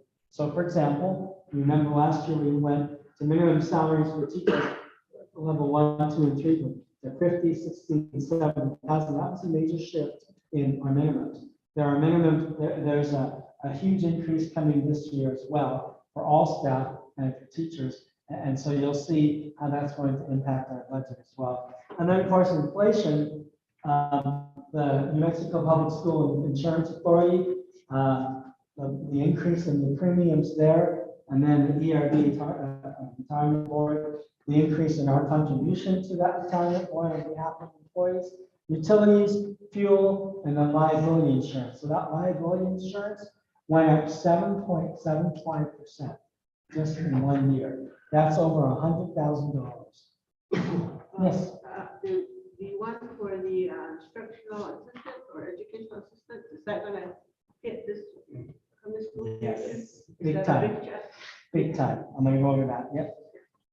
I'm glad you asked that. You get my $20 for that. The other factors are technology, what we have to replace in terms of equipment, infrastructure buildings that we, things to support the learning environment for students and for staff, and then what we have to think about and plan for in the future. Those go into planning the budget, and then our tax base. This is a big one because, move it. Sorry, there you go. Then our tax base. How is the job market affecting how we're going to recoup taxes to help us pay for the big capital projects that we have? What's the economy going to look like? How do we support that? What's going to make a change in our income there? And then how does inflation impact the economy as well? And then, of course, the different programs we have. As you know, CTE was a really big one for the last 2 years. That's not going to go away now that we've done a lot of the big planning and you saw today, big purchases. Now we have to support that with the actual teachers and the support programs and the curriculum and all of that. And then the instructional programs, and I'm talking about things like the gifted program and other things with special ed, those kinds of things we take into consideration. Then the PED, of course, has requirements, student-teacher ratios, and then our requirement to contribute and improve our transparency through the portal, how we calculate and how we code different expenses so that we can look at, they want everyone to be able to look at it as the public, to go into the portal and look at Laguna Optima School and see how much we're spending per pupil on that, how much we're spending on salaries, all that stuff. And the infrastructure for supporting that in terms of how we code things is not there yet. And it's going to take another couple of years. Of course, the legislature in their wisdom a couple of years ago said, yes, let's do that and have it done by the end of December. And that didn't happen yet, so. And then, of course, student support services, food services, transportation, supplies, school supplies, that kind of stuff. So these are the factors that we take into consideration. And then, of course, our special populations. How do we take care and support the needs of all students in all circumstances? Funding formulas, how is the unit value going to be calculated this year? Federal, state, and special funds, and I will give you a history on the unit value.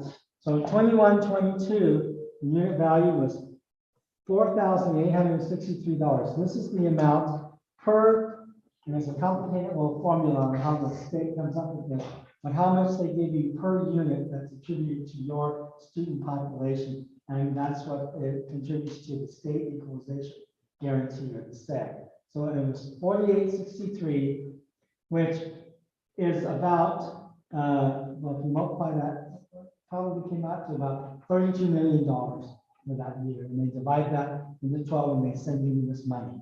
Okay. And then in December of this last year, our unit value that was given to us at last spring budget workshop was $5,450.92. And you're like, hey, that's a lot of money. That's like 600 and some dollars more, right? Well, what did that money go to? It went into funding that 50, 60, and 70,000 minimum, the money into funding the raises, the 3% paid, the ELT, and all those other things that were also tucked into there, ate and eroded all of that money.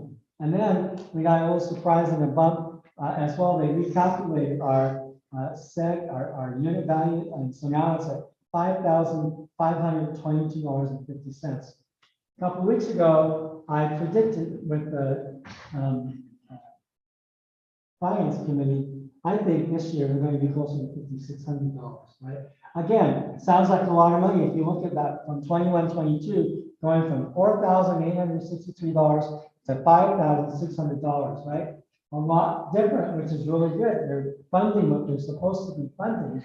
However, they also loaded it on the back end here with more expenses for us. And so we're really, in my opinion, just treading water. We're not making gains in terms of how much money is actually coming in terms of funding new programs, things like that. And really putting more money into the classroom, putting more money into salaries, not necessarily more money into the direct classroom. Right? Again, no one disputes it. Everyone loves to give people raises, right? And we want to make sure that that directly converts into better student outcomes. It converts into programs that excite and exhilarate students to be here, that kind of thing. Because without that, we wouldn't have a job. So these are some things to answer your question, Ms. Emily. So medical and dental premiums went up 7.24% in the high option. So I ran a little spreadsheet, which Jennifer's going to pass out. Vanna is going to pass out for me. And I'm comparing what an employee, this goes into the EA thing here. So I'm going to point you to a couple of things here. So if you look at the very top grid, okay, and go to on the left side where it says second row, 15,000 to 19,999. See that running the blue cross?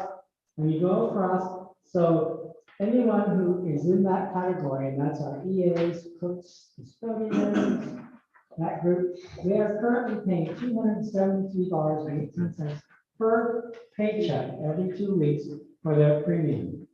Go all the way across and you'll see a column that says ER, that means employer, and we are paying, so in the middle of that says current annual premium share, current, so right here, right after the sector rate, the district pays $819.56 for a total premium of $21,300 a year. All right, that's what's happening right now. When the premium goes up, to, when the salary goes up, so does your premium, because now, EA, whose average wage was $18,889, is now going to be earning a minimum of $25,000 a year. Wonderful, right? We all think that's wonderful. It's a great boost for the EA. Look at the last row on that first section where it says greater than or equal to $25,000. You see there now their premium this year, if they earn that, would be $382.46 per pay period. So go up 2 rows, they were at $273.18 in July. That is going to go 1 row over and then all the way down. Their new premium is going to be $410.15. So per pay period. Per pay period. So that when I calculate that out, that means that they are now going to go. They were earning $18,889. That means they're going to jump of $6,111 in their overall salary, right? But you take away the increases in the premium, which come out to $3,562, and now you're down to an increase of whatever that minus is, less than $2,500. But that puts them in another tax bracket depending on what. I know, okay, and we're not done yet. Also, ERB. Yeah. Retirement, okay, they are now required to pay 1%. They're moving from the lower bracket where they're contributing 7-point-something%. They're going to be up to 7.9. 7.9, and then the new bracket is what? 10.7. 10.7%. So when you shake it all down, the person who's going from $18,889 to $25,000 is going to get a net increase gross of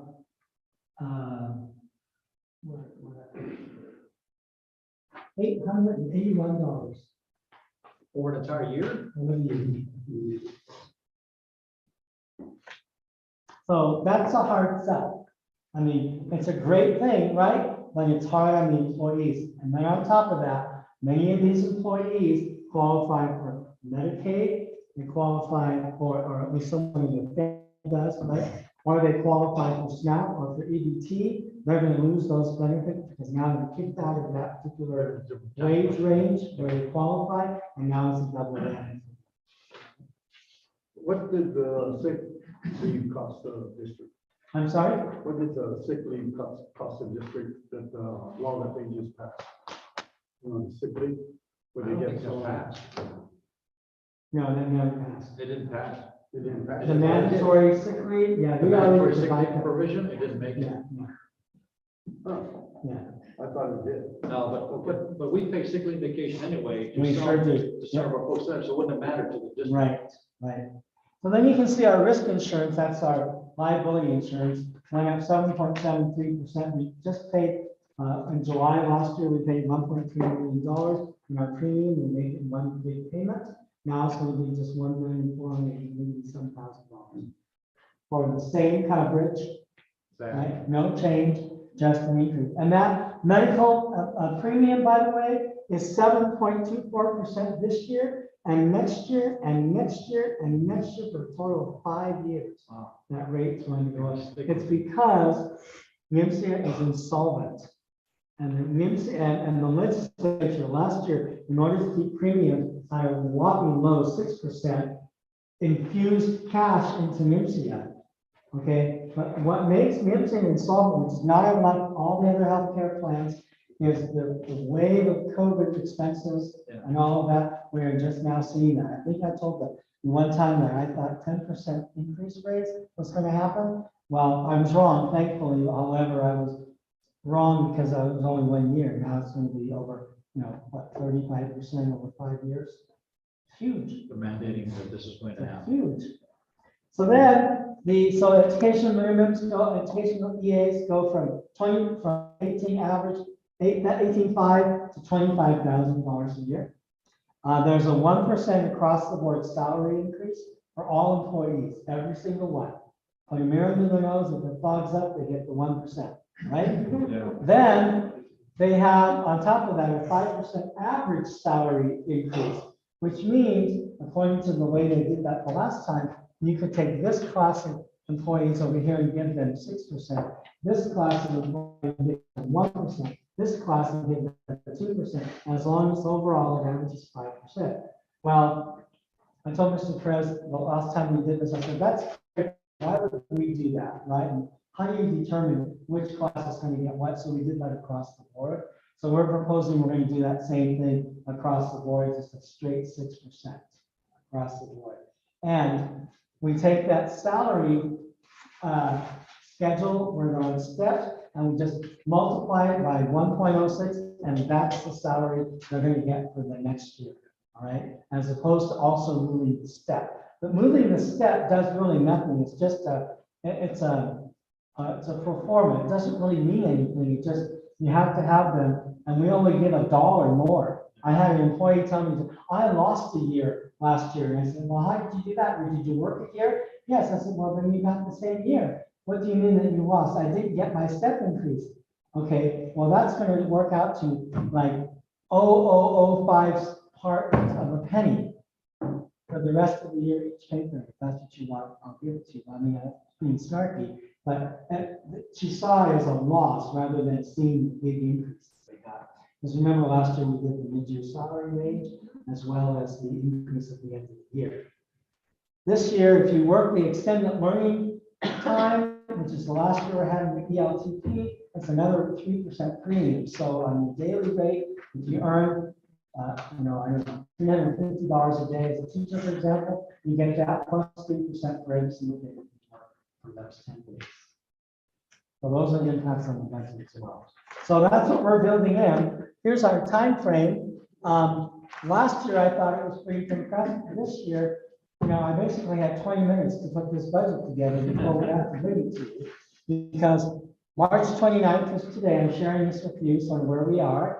Our deadline is April 20th to submit this to the PED, which means we don't go to spring budget workshop until April 11th through the 13th, when we're supposed to be handed our unit value. So I have no idea what that is. I'm guessing. I called my budget analyst and I said, why don't you just give it to me now? Let me have it. Let me have it so I can plan. And then he said that they were going to probably push it out to us in the next week. Well, that gives me another few days. I'll take it, right? And then I have to bring it to you for April 18th. You get one look at it, unless you want to do something different, I don't know. But that's when I'm going to have it approved in order for us to meet the deadline. So it's a very, very compressed time frame. However, because we're not making wild swings in what we're spending, we're just going to be taking our current budget, adding to it where we are, making sure that we continue to support the strategic plan, and then put the numbers in there and then bring that to you. Questions I can answer for you or avoid? The monies from the federal government, we're going to be seeing them this time around reflected that big chunk change that we sued for. That impact aid. Yeah. So the impact aid money, we're still getting, I'm not going to say trickling because we get increments of 1.5. We just got one last week for the spring break of 1.5 million.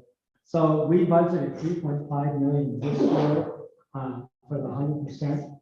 We are still waiting on the award from the lawsuit from. Yeah, so we're still waiting on that. I don't know what that amount's going to be. Delta, so we're just waiting on that.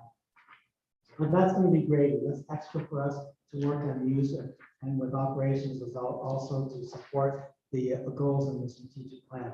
Moving forward, I think I shared with the I can't remember, the finance committee or with you, because of the lower enrollment, I know those who are living on the reservations or tribal lands rather, the amount that we're anticipating for this next year, 23-24, is not going to be 3.5 million, but closer to about 1.8 to 2 million. 2 to 2.5. Okay, well, he's more ambitious than I am. Yeah. So it'll be less because of that population in that formula. Well, do we anticipate any enrollment increases, or are we looking at them? Is that going to have an impact on? So I went and looked at the 40-day, 120, that's 40, 80, 120-day, right? And so the good news is we had a big increase, and I say big, over 200 and some students from the last time we did pre-pandemic, right? When everyone somehow went into a rabbit hole somewhere. I don't know. But now we're at 3,320, and we have been consistent the entire year. So it went up to 3,312, 3,315, and then the 120 day was 3,320.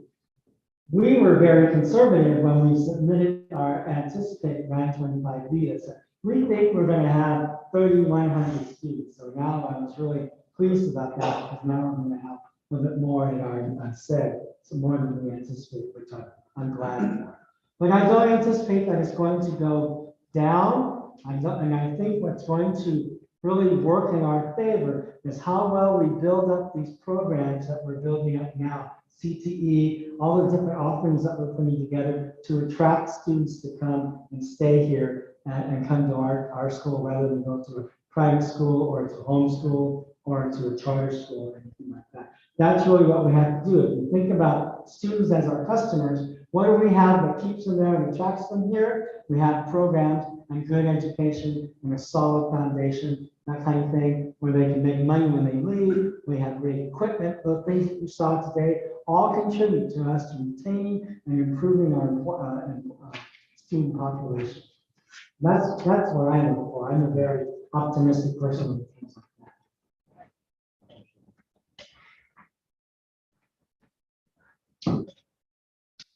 So the April 18th is To us. Are they scheduling you to bring it in earlier than before? It was April 14th was the original deadline. This is for the board, but when do you take it? Saturday? 20th. The 20th. You have to have it We have in to have it Saturday. approved by us on the 18th, and he's shipping Yeah. it on the 20th. I uploaded to OBMS on the 20th at the latest. So they're not calling you in anymore? No, I've never had to do that. They changed on it, it's all electronic. Yeah, so I've never had to do that. We just make our case and off it goes. Well, that compresses things just as the search is compressed. Yes, And so that means that one of our responsibilities is to engage and communicate with our public. How do you propose to do that? so we had planned, I can't remember the schedule I gave you all, we had planned a series of public meetings and things like that. I'm actually putting together a video I think you will all enjoy, and it's the basic step-by-step on how a school budget is built, so that I don't have to give the presentation over and over 25 times. I can send it out to people. We can hold 2 or 3 or 4 public meetings and invite people to ask questions, things like that. And so if I recall last year, I think I held 16 or 17 public meetings, Zoom meetings, and community members, parents, tribal members, tribal council members, staff, and all that. And on average, I had 3 or 4 people in those meetings, which took me years. As part of consultation meetings too, where just every budget is a big part of it. So giving each one of those stakeholders an Right. opportunity for input. That we have come out tomorrow, and then we're scheduling that for the next couple of weeks. And we met with Laguna before. Meeting. Are they satisfied with our transparency? We're not getting any more complaints from any of the tribes? I haven't heard any complaints. Not yet, anyway. Well, they still have to sign up. Sign off. They sign up. Very good. He asked if they still have to start it off. Consultation. Those It's are during fall that we ask for the tribal application documents, which we use for the federal program applications. But this time around, we don't really need the affirmation, travel affirmation documents. But the last time, they all three signed. The That's the the last first time. document that all three tribes signed was the ITP. That the ITP committee put together and was approved. by the boards. So you're saying that the tribes don't have to sign off on our budget anymore? It's never happened. Well, I don't mean sign off, but there's a form that they use to affirm that they have been consulted. Not this school year, the only federal budget that asks for the tribal affirmation document is tribal.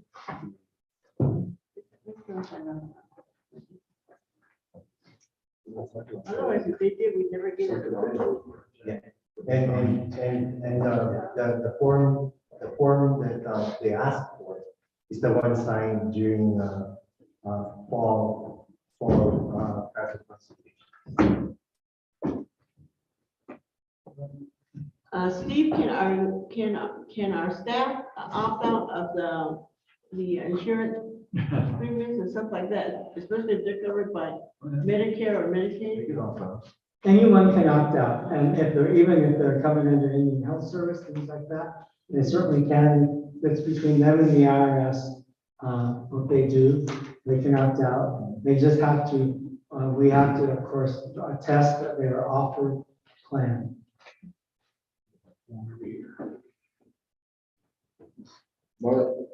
Comments?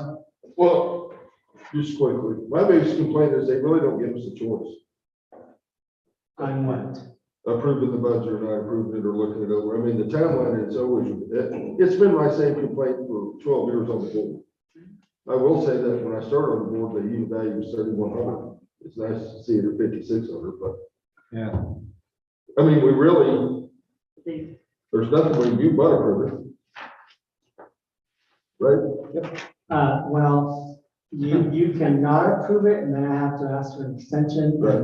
Okay, so that is an option. I won't say that it's a hard and fast, but if I do my job right, then I'm hoping that you'll just approve. No, and I wasn't insinuating that there's something not to approve. I'm just, it seems to me like every year at this time, Very. there it is, job vote, gotta turn it in. It's just always, but, luckily we do have them because I promise all school districts don't have that luxury.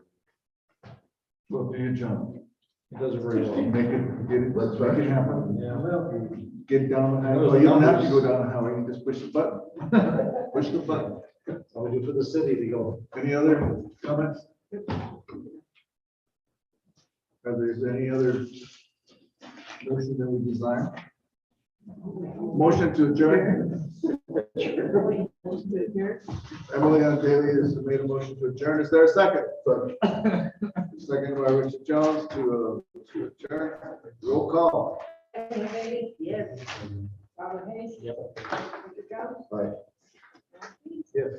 Dr. Tyler Campbell. Yes. Meeting is adjourned at. Thank you. Thank you.